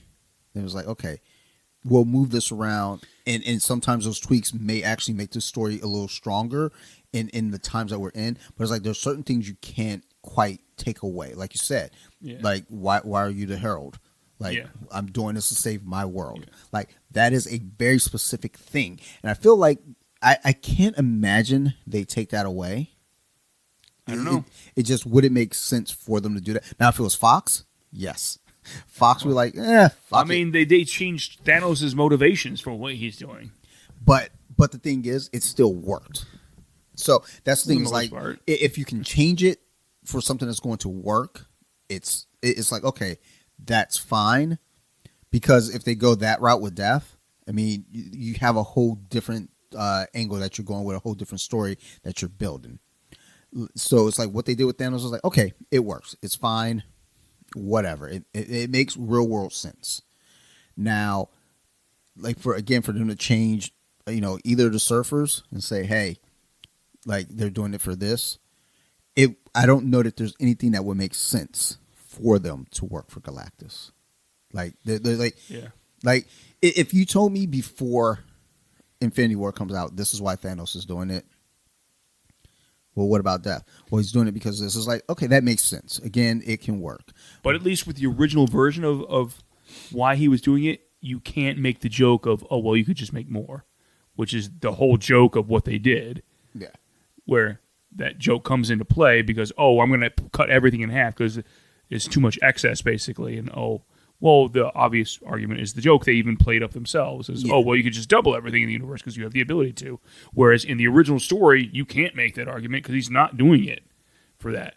He's doing it to serve Death because it's the spurned love interest. I think also, too, there's a thing that, and I had to think about this when these movies start coming out because I would have these conversations with people and it's good to have like the background. Mm-hmm. But if we already know the story and they put it out, it's like, sure, it's neat to see it on the big screen, but why am I going to go see the story if I already know the story type deal? Mm-hmm. That like Harry Potter. I know Harry Potter. I don't need to see the fucking movie. I know Harry Potter. Well, you're going to see it again because it could be a show and it's supposed to be exactly like the book this time. No, I'm not. Show. I'm not going to see it, though. No, I'm not going to see it either. You know why I'm not going to see it? Because I fucking read it. But then they do like more minor changes for like with the Vulture in Homecoming, where they made Michael Keaton the dad. It's like, oh, that's a great change because it was a great arc, and they made Michael Keaton a more real world character rather than just a thief villain. Well, yeah. He's actually like the repercussions of why they made Mysterio more. They still made him a special effects wizard, but he worked for Stark initially and then rebels against it. Well, I mean, also again, and those are changes to those characters, definitely. Well, yeah, and that's the thing, though. Again, like we talk about real world changes, you got to make them practical because, like, I mean, again, we're looking at Penguin, very real worldy. Oh yeah, very practical versus Tim Burton's Penguin. I mean, you know, it's like, when you look at things, because like the audience is more sophisticated now. You know, when we look at like Green Lantern with Ryan Reynolds when it came out. I mean, look, I still enjoyed that movie. Like, watch it with the extended cut is a lot better. I think I actually have that digital version. I think, okay. But like, it's like 20 minutes. I enjoyed the movie personally, but it's like it's still like since where we come from since then, since Daredevil, since Ghost Rider, since the original Fantastic Four, the first two, it's like the audience is so much more sophisticated than what they were. So it's like you want an audience that can relate to it in that real world manner. So again, you take Iron Man. Mm-hmm. Very real worldy, and that's why they didn't do the Mandarin as the original villain because it just seemed too mystical and silly. Because he was supposed to be I think he was supposed to be the original villain, and they're like, no, let's ground this a little bit. So then they went. Well, they even kept the 10 Rings concept with the group that he was going after, which is a nod. But and then I guess I just saw a video on the internet because they always tell the truth. Yeah. I mean, but they're talking about the original villain for Avengers was supposed to be Red Skull. with the Cosmic Cube. Okay. Correct. I mean, they still had the Tesseract in there, which is obviously a nod to the cube. But they ended up going with Loki after Thor. They're like, hey, we like this much better. We like this guy a whole lot better. Well, I mean, that was also a nod to the original Avengers comic. Well, so that's what I always thought. Loki is the original villain. That's what I always thought it was anyway. Yeah. I was like, oh, No, okay, they're going this route. And they were going to do Wasp instead of Black Widow. Oh, okay. It ended up being a schedule conflict. So I can't. They hadn't already cast Evangeline Lilly, had they? No. They had someone else. Had somebody else. I can't remember the actress that they had for it. Interesting. Because Evangeline Lilly, she was Lost had. She was still in the midst of doing Lost. Oh, so. Lost was wrapping up at that point, right? Correct. Back into was that 2012? So actually, the Lost was already done by that point because that ended in 10. But basically, they were going to do the Wasp. But the problem is, you need to introduce Wasp. So they're like, doing the introduction is going to take away from like all these other characters who've already been introduced in other movies, and they didn't have an intro for her. So they're like, just fuck it. It was just easier to introduce Black Widow because she has no powers. Yep. She's a spy, and she had already been introduced in Iron Man 2. So it's like, okay, so we've already got something. Exactly. So run with it. But I think Hawkeye was supposed to be like. The whole Hawkeye concept, all of it was supposed to be a lot different. Okay. And they're like, okay, we want to make this very real worldy. We want to make it as close to real world as we can with powers and be practical with it. And once they start going that route, I was like, I'm loving these movies a lot more because there is a connection to it versus when you see again Ghost Rider, like with Nicolas Cage, which, look, it was fine. I mean, the Ghost Rider they did on Agents of S.H.I.E.L.D. with the car was pretty legit. I mean, I never made it to it. You never did? Yeah, season 4. Like, I didn't make it through season 1. I think I started watching some, but those shows with 20 episodes, I can't do. It's like, why are you getting 20 It's a lot of material. Yeah, that for sure. But it's like, and season 3 for Agents of S.H.I.E.L.D. lost a lot of people as far as viewers because people did not like it because you never had me. Yeah. But it's like when you make these movies and kind of play to that sensibility of like real world effort, it makes it more tangible. But you get to a point also too where what Marvel started doing is like they had to even dial that back and toy with it. So enter Deadpool. It's like, we know it's silly, we know it's goofy, keep it still real world, but at that touch of like point out how goofy all this shit is. Like, how stupid is this? Like, here, talk to the camera, let them know how stupid it is, and then go back and do your real world shit. So, I think whatever they do with Fantastic Four, I think it'll be fine. Like, and honestly, they even probably, again with Thanos, I'm sure there are tons of people who are like, this isn't why Thanos was doing this. I'm pretty sure I said that. Yeah, I mean, I said it, but the thing is, as an overall general, it worked and people enjoy it because. And I always make this argument about like you need to respect the people who got you where you are, but also the thing is the people who got you where you are, that's a pocket of people that's going to pay to see the movie regardless. You're trying to pull in those people who don't know and they need something to understand. So if you give them that the death story, him being in love with death, it's going to go over a lot of heads, and plus you got kids, that are going to attach to these. So. And again, with the whole Galactus and Silver Surfers, like, I don't see anything with that story that's going to be where, like, kids can't, it's like, because ultimately. Yes, it is a different premise. A lot of the reason they didn't do it with Thanos is because it's a concept that's hard for kids to digest, and they know kids are going to be watching it. So I think you still the Galactus Surfer issue shouldn't have that problem. Correct. So, but I mean, again, who knows? They could do something goofy. I don't see them doing something goofy. My only concern is just like kind of making those characters like transition for us, because again, we've seen this. We've seen Jessica Alba play Sue Storm twice. And then we saw what's the other girl? I can't remember. Rooney Mara. Yeah, like I mean, then we saw her play it, And honestly, I didn't hate that movie. I just hated it was called Fantastic Four. Like they said, it should have been generic sci-fi movie. Space Nerds. I would have like, yo, this shit is tight. Space Nerds is one of the best fucking movies ever. Like this shit is great. But they were like Fantastic Four. Oh yeah, by the way, Human Torch is black. Okay, I'm not mad at that. But still sisters with Rooney Mara. Like, but his sister was white. That's wild. Huh? Okay. How does that work? Oh, she was adopted. It's like, Oh, she was adopted. It's like, oh yeah, really? Okay. Interesting. I need some more backstory on that. That's an interesting switch. I'm not saying I speak for all adopted kids, but I just feel like that brother-sister relationship ain't quite the same. Yeah. Like it's gonna be weird. Like she gonna have a mixed baby. Like, because eventually you grow. So I was like, damn, she's kind of cute. And she looked at him and was like, damn, he looked like he'd probably be in Black Panther. She out there listening to fucking, Naughty by Nature and Wu-Tang. He's over there listening to the fucking Pixies trying to like get her attention. She's like, sorry. Oh, sorry. I didn't know you were in the shower. You don't have that problem if they're like blood related though. I mean, if they're in Alabama, you do. But I mean, don't worry, I don't have listeners in Alabama. I looked at the metric the other day. I don't think I have a single Alabama listener. But West Virginia, they're out there. I know they listen. We see you. We see you and your cousins. Wink. But either way, my concern is just like, this is your third, kind of your fourth shot. Like, if you're counting the old one. Yeah. Well, I'm counting the sequel, so this is their fifth shot.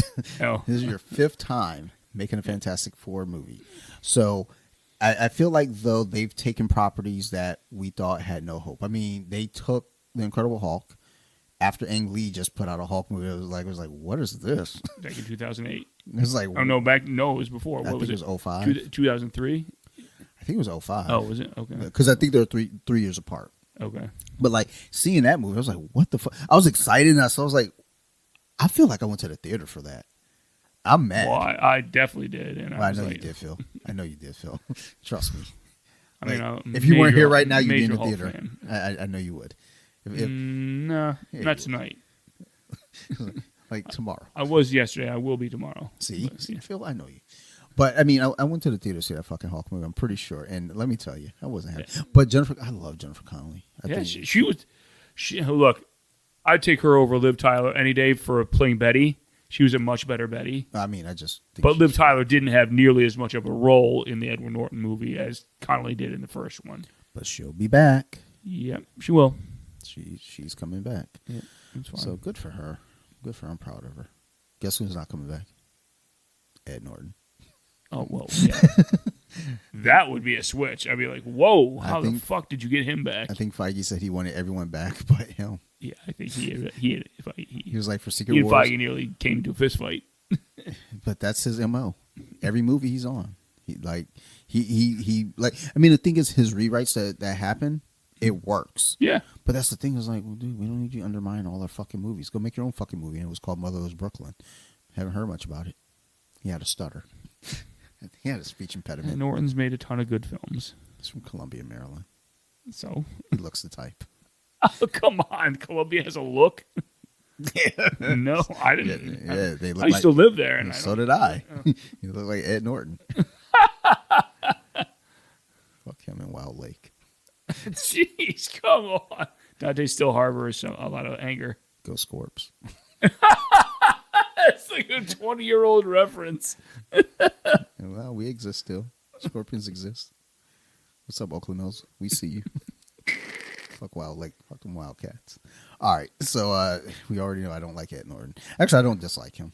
It's just like he's a really good actor. He was great in Rounders. I enjoyed him in Fight Club, The 25th Hour, American History X. Yeah, American History X is great. What was it? Was it Glass Onion? The newer. Yeah, he was it great Glass in Onion? That. He was also what was it? The one with him and where he's on trial and he has the Primal Fear. Yeah, that was great. Yeah, that was his first major role. The Score with him and De Niro. I own that movie, but I never watched it. Oh, you never have? He's great in that, dude. You know how many movies I own and I've never watched? Probably a lot. 40. We went through the list the other day. And I, was, Right, Jesus. 40 I stopped movies that you counting. should watch. I stopped counting in the 30s. So I was just like, this, it was like action figures. You should watch The Score. It's good. I'm all right. I'm sure it is. If you good. liked him in Primal Fear, you'll like The Score. Spoiler alert. Although they have nothing to do with one another. Oh, well then, I don't see how it connects then, Phil. You will once you. I honestly don't doubt that it's good. It's just honestly, there's just too much content to keep up with these days. Like, I get on the treadmill and I just rewatch old shit because for me to watch something new, I can't be on the treadmill running and trying to focus on new shit because I'll fall. Be at Christmas time. He's going to be in the Bob Dylan movie. I'll be sure not to watch. Well, I'll definitely be seeing that. Chalamet's playing Dylan. It's going to kill. I'm sure that, like, stab, kill. No, it's going to be really good. Okay, just checking.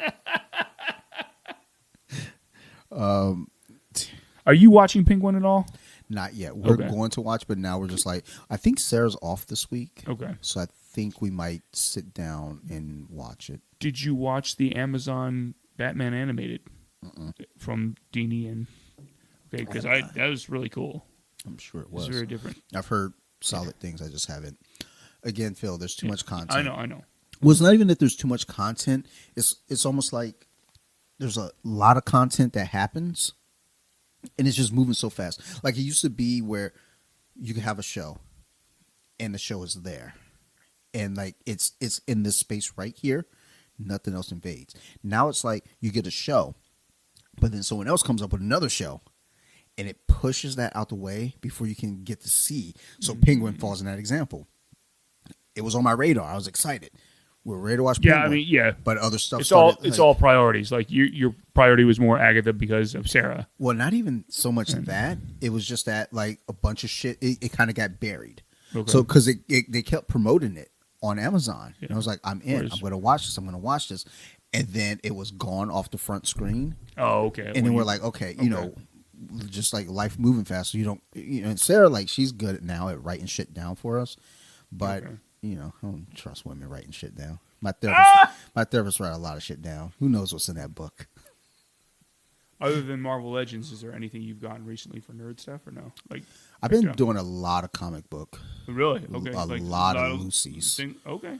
The new. You're reading all the Ultimate stuff, all the new Ultimate stuff, or no? So I'm toning off, I'm toning down on that. Is Panther your favorite, or which one's the best? I'm enjoying X-Men actually. Are you reading the Spider-Man one or no? So I am probably about to stop on the Spider-Man one. Really? Okay. I am enjoying it. It's just the pull box is getting too much. I picked up a Lucy in so long. Ultimate X-Men, it's fun. Are you gonna get into Ultimate Wolverine next year when they?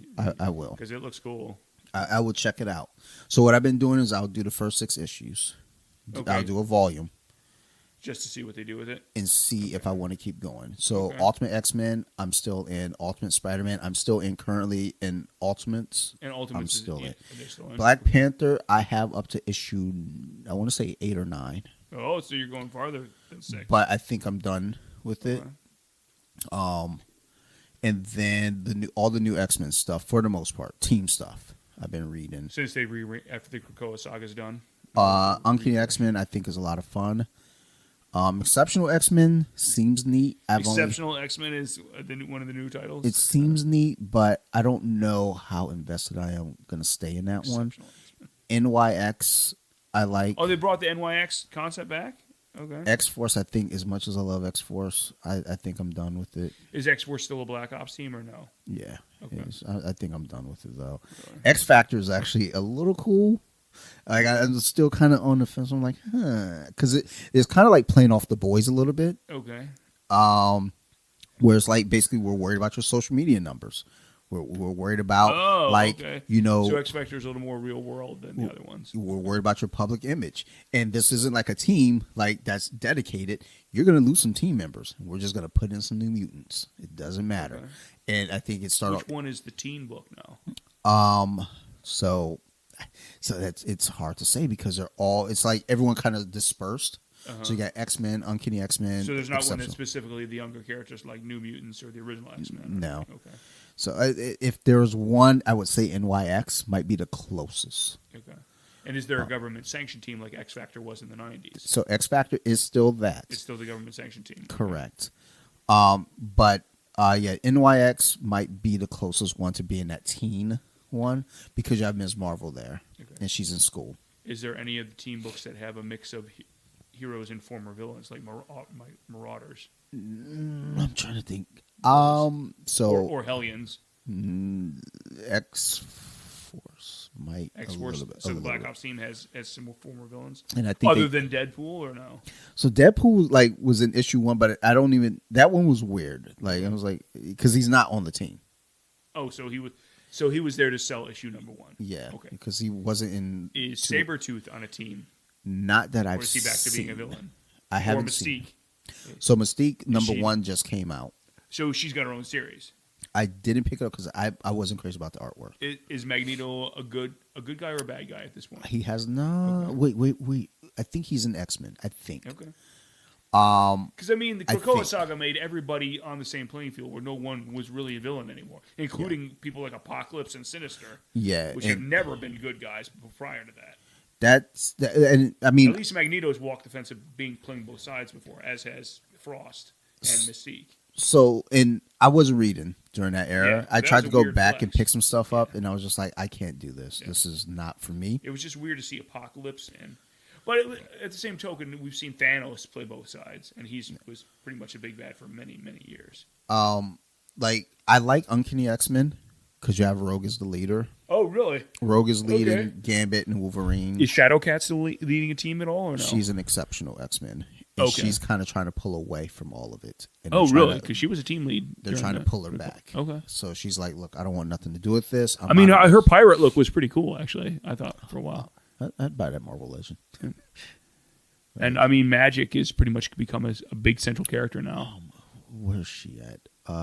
Was she an Exceptional or NYX? I know she popped up somewhere. And that's the problem right now. Yeah. It's like, I'm getting all of it mixed up again. So now because the teams have rearranged again. I have to dial back, and I have to look at what do I want to keep.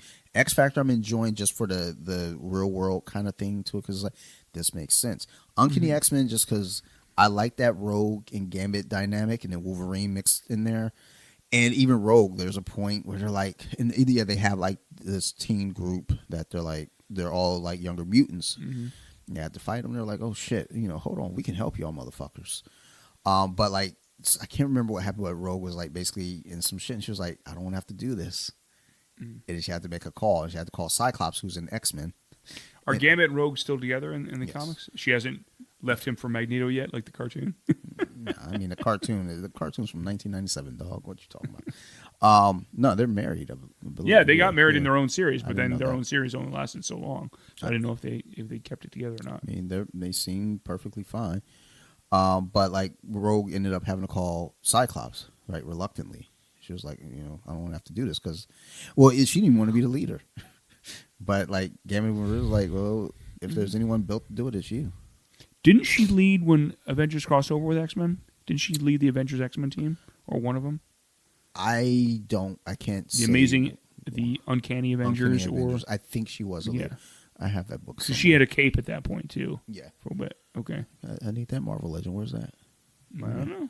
Yeah, you see, it's and that's the problem with comic books. I see a fucking piece of artwork. Like, give me that figure. Where's the AOA Havoc? It only makes sense because they got Cyclops. They got Cyclops. They were a pair when they were on the. Honestly, AOA. The only ones I really want from that is Havoc because of Cyclops, Sinister. Oh. Holocaust. Well, Holocaust, everybody figured would be a Build-A-Figure, right? Yeah, it would make sense. I'm trying. Gambit would be fine. Yeah. Storm. Oh, they never did Storm, huh? That's a big miss. Because she has the shredded cape, right, for that? Yeah, that's right. Huge miss. That's right. That is a huge miss. Her and Gambit are the two most likely, I think, to be made as individuals, probably. I'd be okay if they did Quicksilver. I don't need him, but I'd be fine. I don't remember what he looked like in there. Just looked like Quicksilver. Did he still have the lightning bolt down the chest? It's pretty easy. So build. they didn't really change his costume. Pretty easy build. We got one. Okay. He- Okay. he's around So here it's to like this- when they put him in X Factor in the 90s, they didn't change his costume at all. He just kept the blue costume. They tried to, and he was like, "Bitch, fuck, I look like." Everybody else got new costumes except for Quicksilver. He's like, yeah, forget you. I'm going to keep my old Like, one. bitch, do I look like I wear a costume? Like, well, yeah, you're wearing one right You're now. blue with a white lightning bolt. Like, that's fucking weird. What happened to the green? Bitch, I got rid of that years ago. That symbolized changed from green to blue to symbolize when I was a villain becoming a hero now. I was a bad guy. Green is for bad. Green is for go. Like, what the fuck is wrong with you? You fucking stupid. Like, who's your dad? Magneto. No, who's really your dad? Mm-hmm. Not Magneto. They changed because of the movies. But yeah, I've been doing a lot of comics. I picked up some of those Scrooge McDuck and DuckTales. Like Oh, really? Duck stuff. Okay. Sophie enjoyed them. They're fine. Yeah. What else? I've been buying horror comics, as you can see, Little Monsters Yeah. here. Sure. There's a couple other ones that are lying around the house somewhere, and then Stray Dogs Oh, Stray Dogs? was a good one. That's a mini series that's being turned into a TV show or a movie. And then Feral is another Image book by the same folks that made Stray Dogs. It's basically about cats. It's actually really Did he call it good. Stray Cats? They should have. The main reason I buy it now is because they do a second print, and it's an homage to horror movies.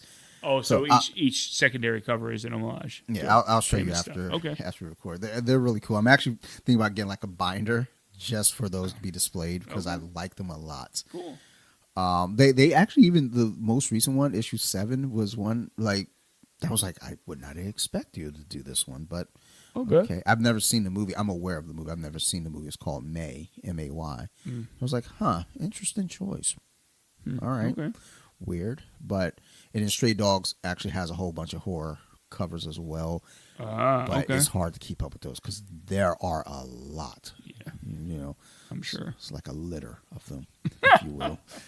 But yeah, that's my nerd year. It's just comics and Marvel Legends. What there is out there now. Probably, like I said, I'm dialing back unless I find something at Ollie's. We were at Ollie's today. So you're not pre-ordering anything for next year or anything else? No, not Like- that I can think okay. of.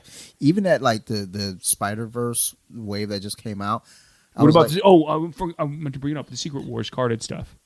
Are you doing any of those? I pre-ordered the 2, the Beyonder and Titanium, because I've been waiting for years for those, but the rest of them I didn't really care about. I'll probably get Wolverine and Beyonder. Okay. I don't think the others. I can't. Who it was? Cap. I don't need another Captain America.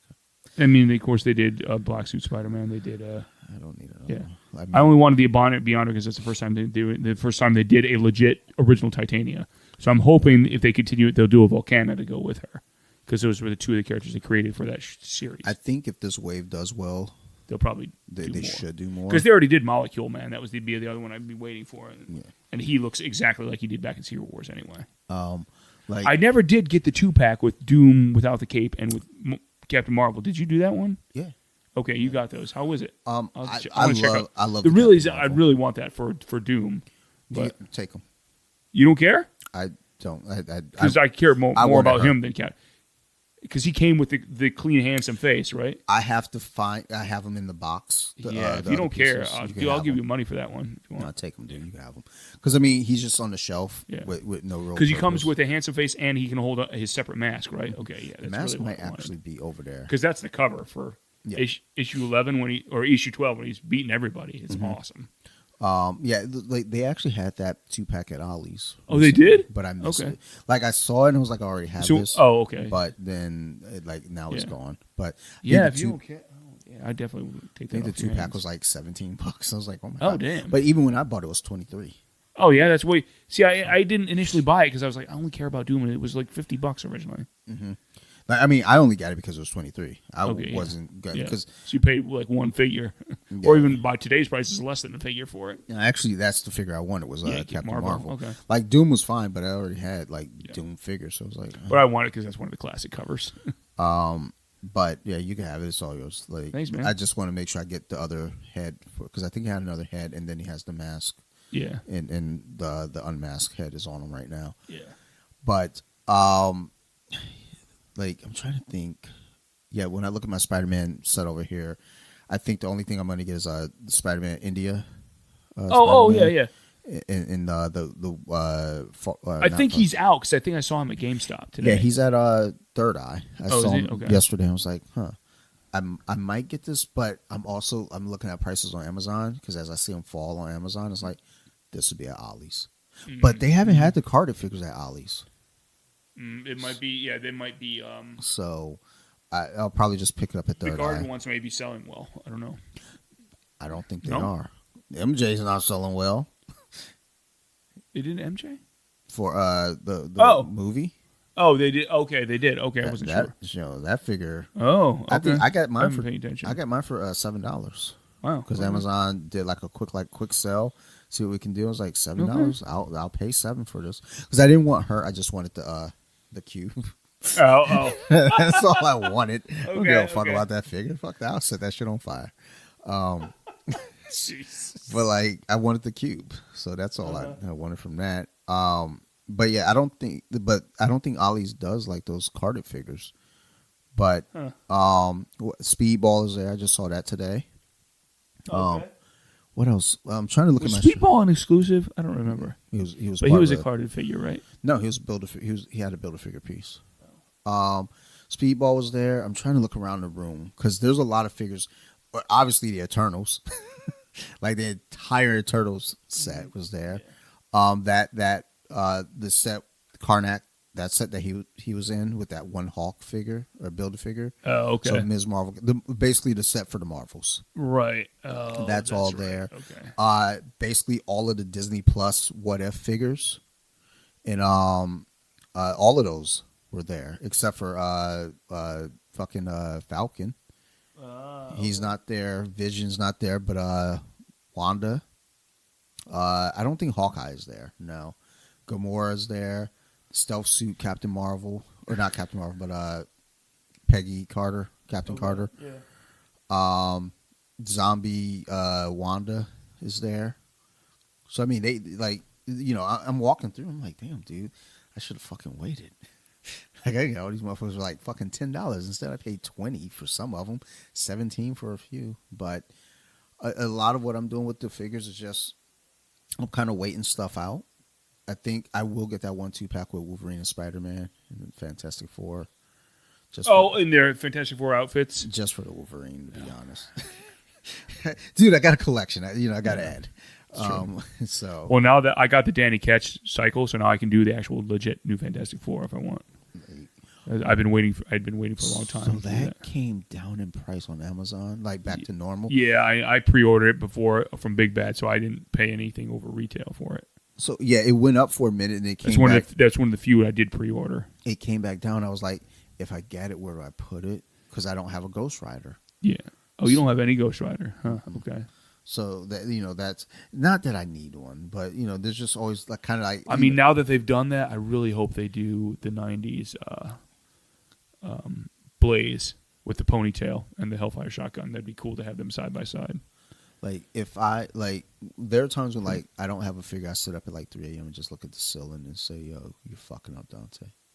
Get your life together." Oh, you mean when you don't have one that you already know exists, or one that you're anticipating coming out? One that I know exists. And you just haven't gotten a chance to get it yet. Then I go on eBay at 3 a.m. and oh order God, some shit. Dante, no, that's bad news. Nah, it's good.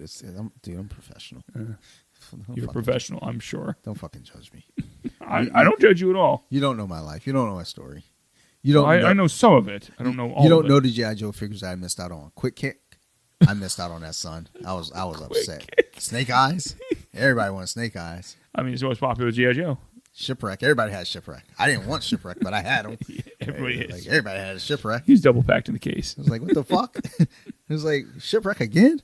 I got 6 of these for Christmas. Fuck is wrong with y'all? Like, I want Duke. We ain't got a Duke.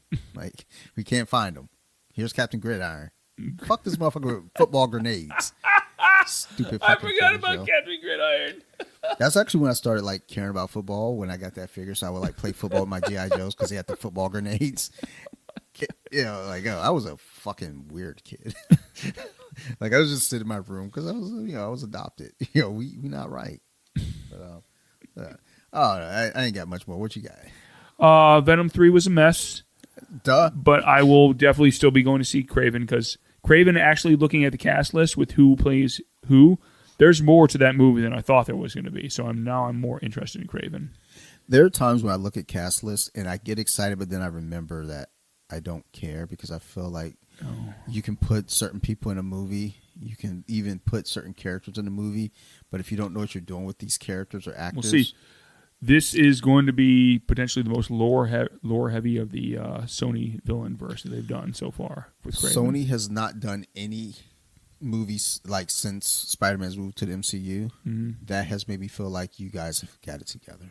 Like that's true. Every movie that they put out is just because it's like you put out a Spider-Verse like thing without a Spider-Man, and it's like and yes, outside of Venom, characters can exist. Yeah, without Spider-Man. Craven is one of those. Craven, like, Morbius is one too, but Morbius movie was very weak. I've tried 4 times to watch that movie, and I can't get 10 minutes in. Dude, Craven is they're doing things in there that I want to see. Like Dimitri is his brother, and it's Dimitri. It's supposed to be Chameleon. Chameleon, yeah. They're going to have the Foreigner in there, which I didn't even know. So that's something I'm super interested in. And that's the thing is like I want Craven to do well. Yeah, I do. It looks like Aaron Johnson is perfect casting for that movie. Yeah, I mean they're changing story elements, and I was like, okay, I don't care about that. I don't like the fact that the Rhino is being the transforming Rhino from the Ultimate Spider-Man cartoon. I think that's lame. But the actor they're getting to play him is a good villain actor. I mean, so that's all good and well, but again, if the studio and the director don't know what they're doing, that doesn't mean shit. But I mean, there's always the hope, though. Yeah. I mean, but I had the hope when they teased Null in Venom 3, and it was garbage. He was barely in there. Of course. Yeah. I mean, I had big hopes for Madam Web. Yeah, so no, I didn't.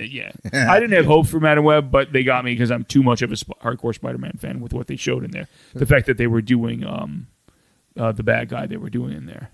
I was just hoping, like, I don't know, Sydney Sweeney's clothes would fall. Well, I mean, she came to the red carpet in that dress because she wanted to divert attention from the fact the movie was bad, and she knew it. And then nobody talked about the movie. They were talking about how hot she was on the red carpet. Which was a brilliant tactic. I didn't know who this person was until I watched Immaculate. Oh, you didn't know her at all? And then I've been seeing her everywhere, and I was like, this is a pretty human. And she does. She's very beautiful.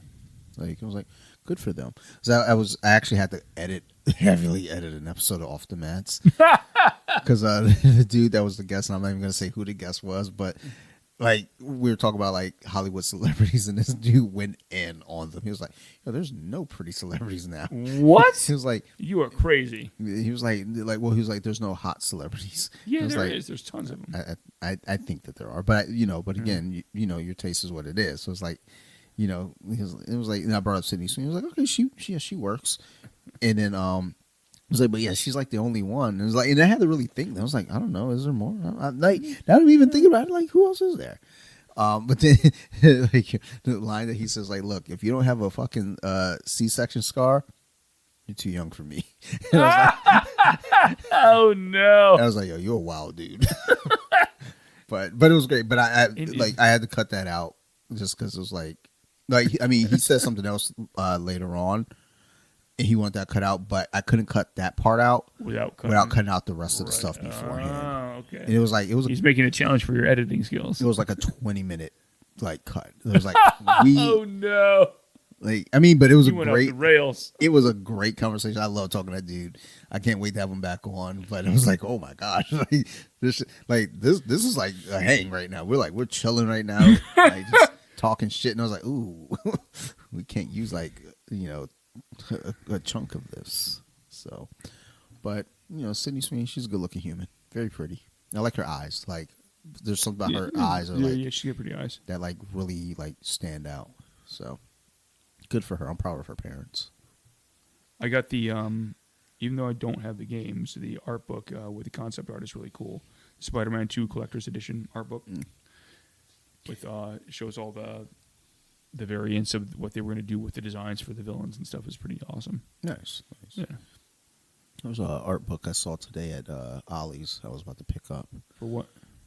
It was like a Batman thing. I was like, okay. Oh, no, was no, it no, no. It was Batman's the 100 greatest Batman moments. The reason, Oh, wow. Okay. the reason I didn't buy it because moment number one, when his parents died, I was like, that's fucked. Closed the book and walked I off. mean, that is the most impactful moment on his character. But it said greatest moments. Like, Well, that's not a great moment. Dude lost his Maybe parents. that was a misnomer. They probably should have said most impactful moments on the creation of the character. The fuck is wrong with y'all? Talking about, yeah, it was great when he lost his parents because he inherited billions. You fucking monsters. And I was like, yeah, this would be a great coffee table book. Like, not anymore. Little kid read that. I was like, oh, so that's great that he lost his parents? And Not really.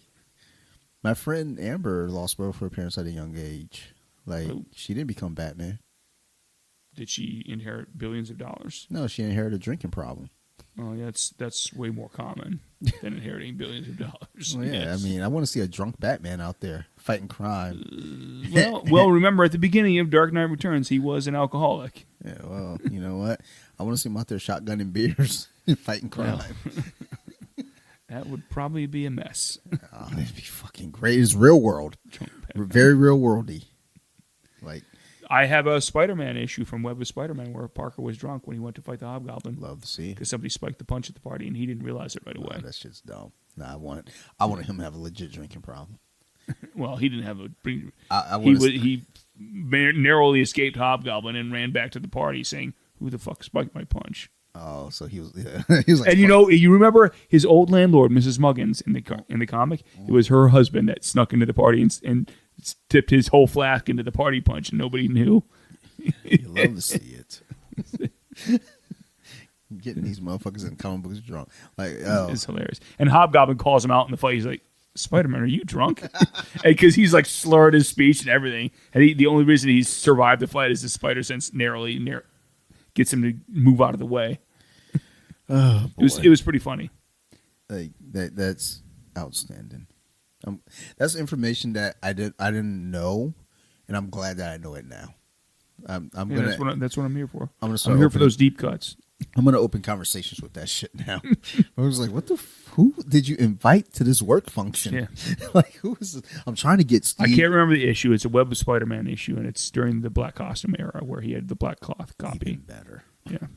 I'm trying to get Steve to like take me to his Christmas party as a +1 For his work Christmas party? Yeah. Well, I used to work there. So. Oh, because he works for the one company. Yeah. I'm not going to say it. because like we be talking a lot. Wait. of shit. Does the other people... Does Jen still work there? No. Okay, she moved on. Okay. But she and I were talking. She was like, "Well, if Steve does that, I'm going to talk to." She's still really. She's good going to go? She was like, "I'm going to see if I can get her to make me +1. her +1." I was like, "Dude, Oh, brother. we're going to fucking turn this party out." But so, Would you get recognized, you think? what's that? Would you get recognized if you showed up? There's a couple people still there. So I mean, yeah, and they know me. I mean, like I'm still friends. I mean, even when I got fired, I mean, my boss, we're still friends. We still hung Really? out. Like, it wasn't Was Jen still there when you left, or had she already left? Yeah, Okay. she was still there.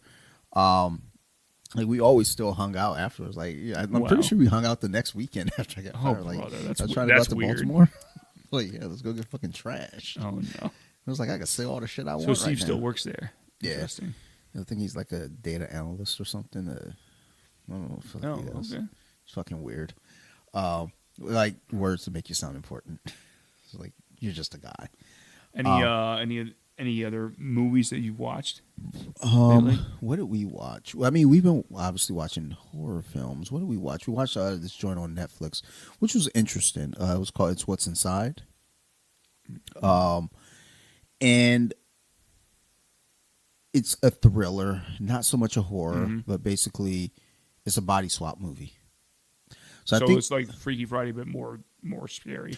I think somebody watched Jumanji, the new Jumanjis, and was like, "What if we made this with dire consequences?" Okay. And they're like, "Bet." Bet. Like the end of the movie was kind of fucked up. When I really, really thought about it, I was like, "That's fucked up." And Sarah was like, "Wow, what's wrong with this?" Like, no, that's fucking horrible. That dude didn't deserve that. Like, it's like that's. Like, I was like, let me find out who wrote this. Was some girl wrote that movie. It was like she was mad at her boyfriend, and it was like, I'm gonna write this shit into a movie. It's like Tim Burton hates Dante, so he just made a character in a movie. Killed me. Like that's all that was. Fuck Tim Burton, VHS. What's inside? Where'd you see it at? Netflix. Okay. Trying to think what else have we watched. I mean, obviously Agatha. I don't. Did you watch Terminator Zero on Netflix? Terminator Zero, the anime. I don't watch a lot of stuff on Netflix. Okay. I very rarely watch anything. I was watching that Menendez Monsters thing. I haven't watched that yet. I've been in the middle. I still haven't finished it, but I'm in the middle of the Vince McMahon thing. So I'm not a wrestling fan at all, but he's obviously a public figure that's very interesting. Yeah, I watched that, and it was one of those things where I was like, because you're way more into wrestling than I am. But I mean, yes and no. I mean, I guess on that on the surface level, but I watched it, and it was. I mean, it wasn't anything in there that I didn't already know. Okay. But it was one of those things where I was like, it's fine, it's interesting. Do I need this now? Okay. I think the only thing I didn't know, I think they're talking about the wedding, and Vince was like, okay. He was trying to like do the wedding on pay-per-view. Okay. That's what it was. It was like she was like, absolutely not. The reason I bring up Terminator is because your affinity for time travel stuff. You should watch it. It's good. There's a time travel aspect to it that's really interesting. Time travel. I think it is. I'm a time travel snot. I think it is. So I'd be curious to see, because of you love that type of talk. I'd be curious to get your take on it when you see it. So, it's only like 6 or 7 episodes, I think, maybe 8. Oh, it's a series. Okay. It's an anime, but the animation's really good. Dude, you're not really selling me right now. You said it's 6 episodes. It's an anime. Like, but you like at least some of the Terminator movies, right? Yes. Which ones do you think are good? The original 2, obviously. Yes. What about after that? After that, do you hate them all? I don't even think I watched the other ones. Did you watch Salvation? Not all the way through. Okay. Like, you didn't watch it, or you didn't like it? No, I just didn't care. I was like I started and I was like, why? Like when I started, I was like doing other shit around the house. I was like, what? Like, let me put some shit on that I care about. Because I like Salvation. I think this is the best Terminator thing that's come out since Salvation. I'll check it out for you, Phil. I'll check it out. But I'm letting you know now, if this time travel aspect sucks, well, then you could yell at me. You're off. You're fired. I'm fired. Well, you already said you couldn't do that because you have riots in the streets. I don't care about the stock market at that point. Because guess what? Look, I'll tell you. You fire me. This is Trump's America, and he will fix it. You know what I? Oh my god. Oh my god. Oh my god. That is a quote by Dante. In case anybody's wondering, I have no affiliation with any political party. But the one thing I can guarantee is, if you fire me, nothing will happen to the stock market. It will just keep on doing the same thing it has been doing. It's going to crash and babies will cry. Well, there might be a parade. Yeah, there might actually be a parade. Like, I mean, after how long? That's just you finally brought Phil back after all this time, and now you're going to start losing listeners until you fire him, and then you'll have a parade. I mean, some of my episodes be doing weird numbers. It just depends. Oh, really? Like the Nerdcast episodes do actually decently well. But I think now they get what it is. So I feel like because we haven't done one in so long, this might kind of struggle a little bit because we're like, they were like 2 hours. Jesus Christ! I don't need to hear that idiot go on for 2 hours. These motherfuckers gonna talk for 2 hours about what? Exactly. Like, what do I talk about on any episode? Like, who fucking knows, dude? Like, if you listen to fucking So You Like Horror, you know we don't talk about shit. If you listen to, this is basically like a Compton episode right now. I'm drinking wine and just talking shit. Going off the rails. Yeah, I ain't got no real plot. Right. We got donuts here. Bitch ass action figures doing the Supremes, stopping the name of love and shit. I had him with a pimp hand. He had a strong pimp hand until Phil got here. Hey man, I don't know what the fuck. It's all about the love, not about the pimping. I guess. I mean, you clearly haven't been pimping then. Let me tell you. You're damn right about that. It ain't easy when you're greasy, but it's fun. But yeah, like as far as like what, like we watch a lot of shit, but it's like I just like, and I always try to remember what we're watching because I do talk about it on Compton, but it's just like the days just like they go by, blurs together because you see so much content. Yeah, that's the thing. There's just too much content that I don't even try to keep up with shit anymore. I'm just like, okay. Like I watch shit on Shudder. Do I know what I watch on Shudder? Nope. Did you watch Stop Motion? Nope. Any chance? Okay, that'll be on Shudder. I mean, again, too much. It's cool. I know. You should probably log into Shudder. I don't need to. I've already seen it. I'm not talking about stop motion. I'm just talking about in general. Hey, you got the login. Go watch some shit on Shudder. There's a lot of it. Oh, I know, because you watch a lot of content. Like You watch way more content than I do. Well, and the thing is, like, I like the TV's on in the background. It's like it's like that. Mm-hmm. Like if you weren't here tonight, I'd be sitting down here watching. So we'd probably watch 2 movies. Okay. Because when she's off, like that's what we do. We'll just sit down, Gotcha. catch up on movies, TV shows. I think Penguin is next. Well, I watch Woman of the Hour on Netflix. I don't know what that is. It's the dating game murderer. Oh, is that directed by Anna Kendrick? It's not very good. Oh, damn! I had hopes. I had high hopes for that. I don't think it's very good. Okay. Like people might really like. Is she in it, or did she just direct it? She's the contestant. Okay. Which it's like Interesting. it was fine, but it was just like It's based on the true story, supposedly, right? Yeah. yeah. And how we got caught was wild. The girl was really smart. She was fucking clever. Okay. Because like I was wondering like because he just died in I want to say 2018, Yeah, 2021. I say everybody died in 2018 though. Right before the pandemic, everybody dies, Yeah, I mean, and then the pandemic hits, everybody else dies. I predicted it. Unfortunately, on Nerd Rage, there's audio of that, and so we need another plague, and then that shit hit 2 weeks later. I was like, oh shit, I need to chill. Dante's over there eating bats. Like, my bad, y'all. I was fucking around when I said that shit. Because I was talking to Joe, and we were like complaining about something. I was like, yo, we need another plague. 2 weeks later, everything's just shutting down. Of course, I say that to the fucking dude from China. Oh my god. He's from Hong Kong. It's separate. Okay. Sure. Whatever you say, buddy. Whatever makes you feel better. But yeah, we watched that movie and it was fine. It was just one of those things where it's like I don't know the full story on it, obviously. But I was like, it feels flimsy. And I don't know. I wasn't into it. Trying to think. Did I watch something? I started watching Teacup on Peacock. That seems The classic Kevin Costner thing? The fuck is that? What am I thinking of? The golf movie. You're thinking about Tin Cup. Oh, you're exactly right. About I'm thinking of Tin Cup. I was like, wait, this is the golf movie, Kevin Costner. No, I absolutely would not watch a golf movie nor a Kevin Costner movie, Phil. Fucking relax. Come on. Like after You wouldn't watch... After Robin Hood, I was done.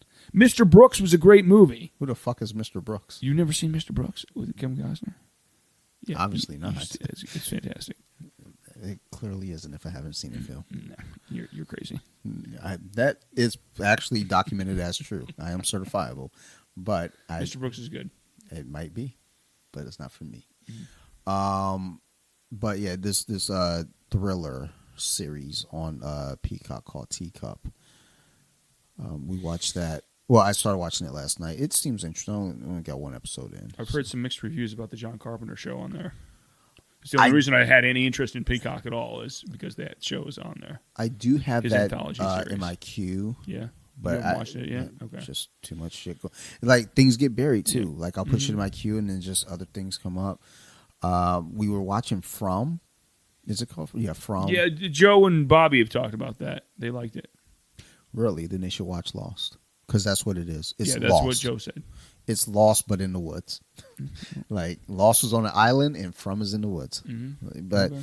and it's the same producers, so it makes sense. Oh, okay. The lead character was Do they have on a smoke Lost. monster?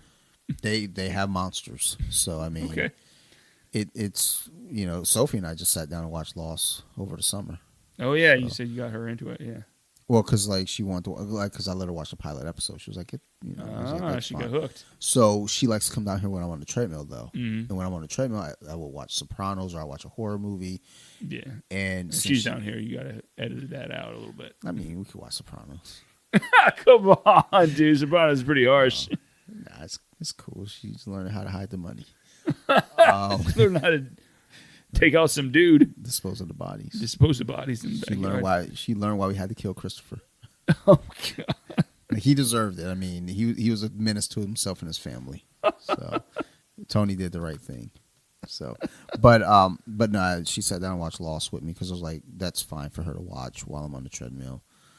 And you have to brace her for certain things because characters die. Uh-huh.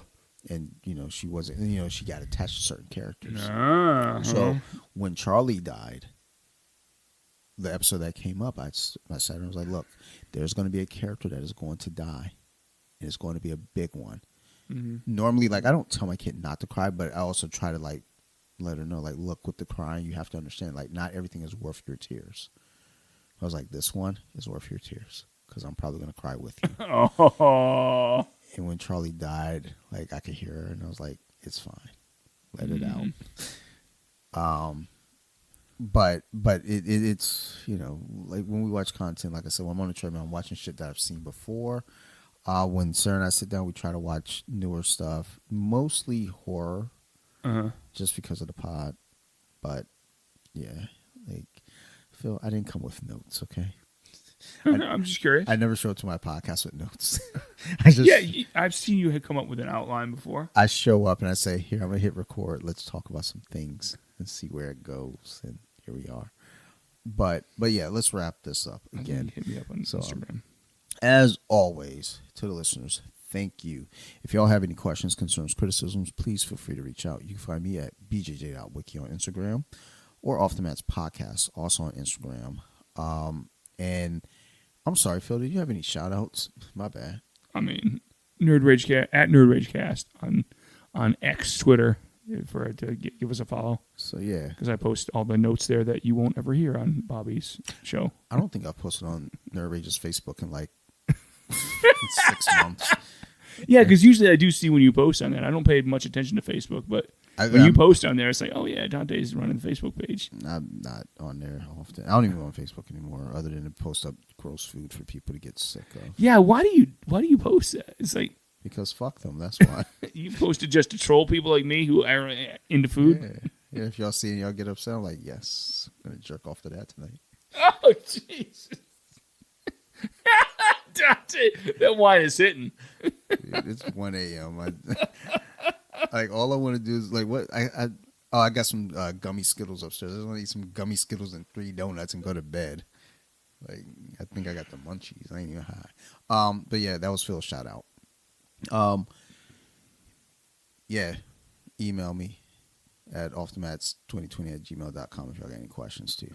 Or concerns, or you want to be a guest. Shit like you can vote if Phil should be fired or not. Y'all can vote on that if y'all want, but guess what? Y'all ain't gonna sway my decision. I'm gonna fire him anyway. Dante's ready for the world to stop turning. I'm ready for the stock market to crash. I already took all my money out. I put my money in crack. I want to give a dude. You need the button for surprise, mother. I'm actually about to change those up. Oh, come on.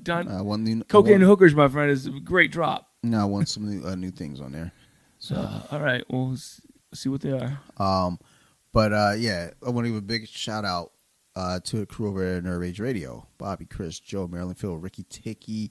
Who else is over there?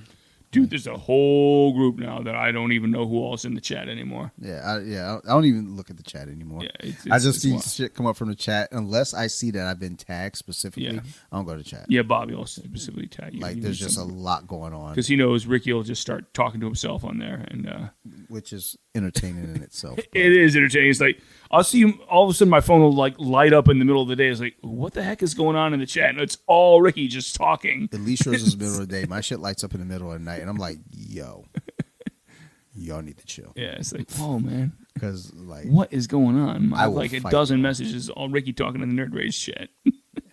But yeah, thanks to all of Nerd Rage. Big shout out to them. If it wasn't for Nerd Rage Radio, I wouldn't be doing the podcast. So thank you to those guys. And Bobby's going to be out here in a couple weeks. We're going to do the horror pod. And then birthday shit going on in December, I believe. Yep.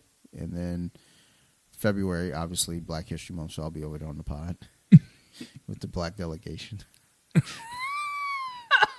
Then we come back in June for Juneteenth. So, you got to make appearances. Also want to give a big shout out to my other podcast, So You Like Horror. If you've been listening to this podcast, you made it this far, you obviously heard us talking about some of the themes coming up for the next year. We're going to do remakes versus originals, and Phil, who's one of the original hosts from that podcast. So, let's make some noise for that guy.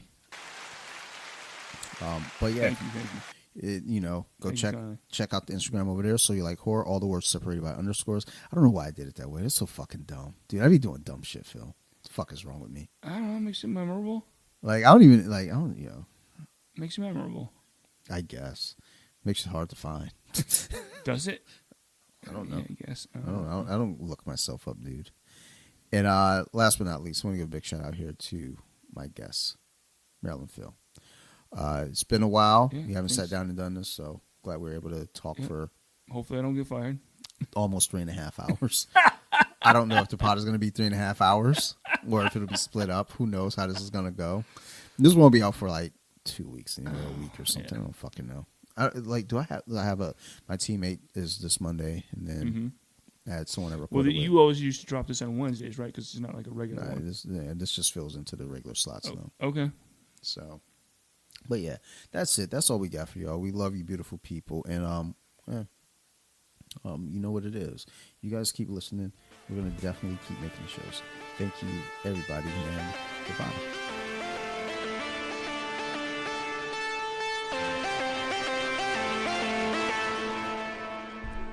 Deep with it. Now let me sing a song.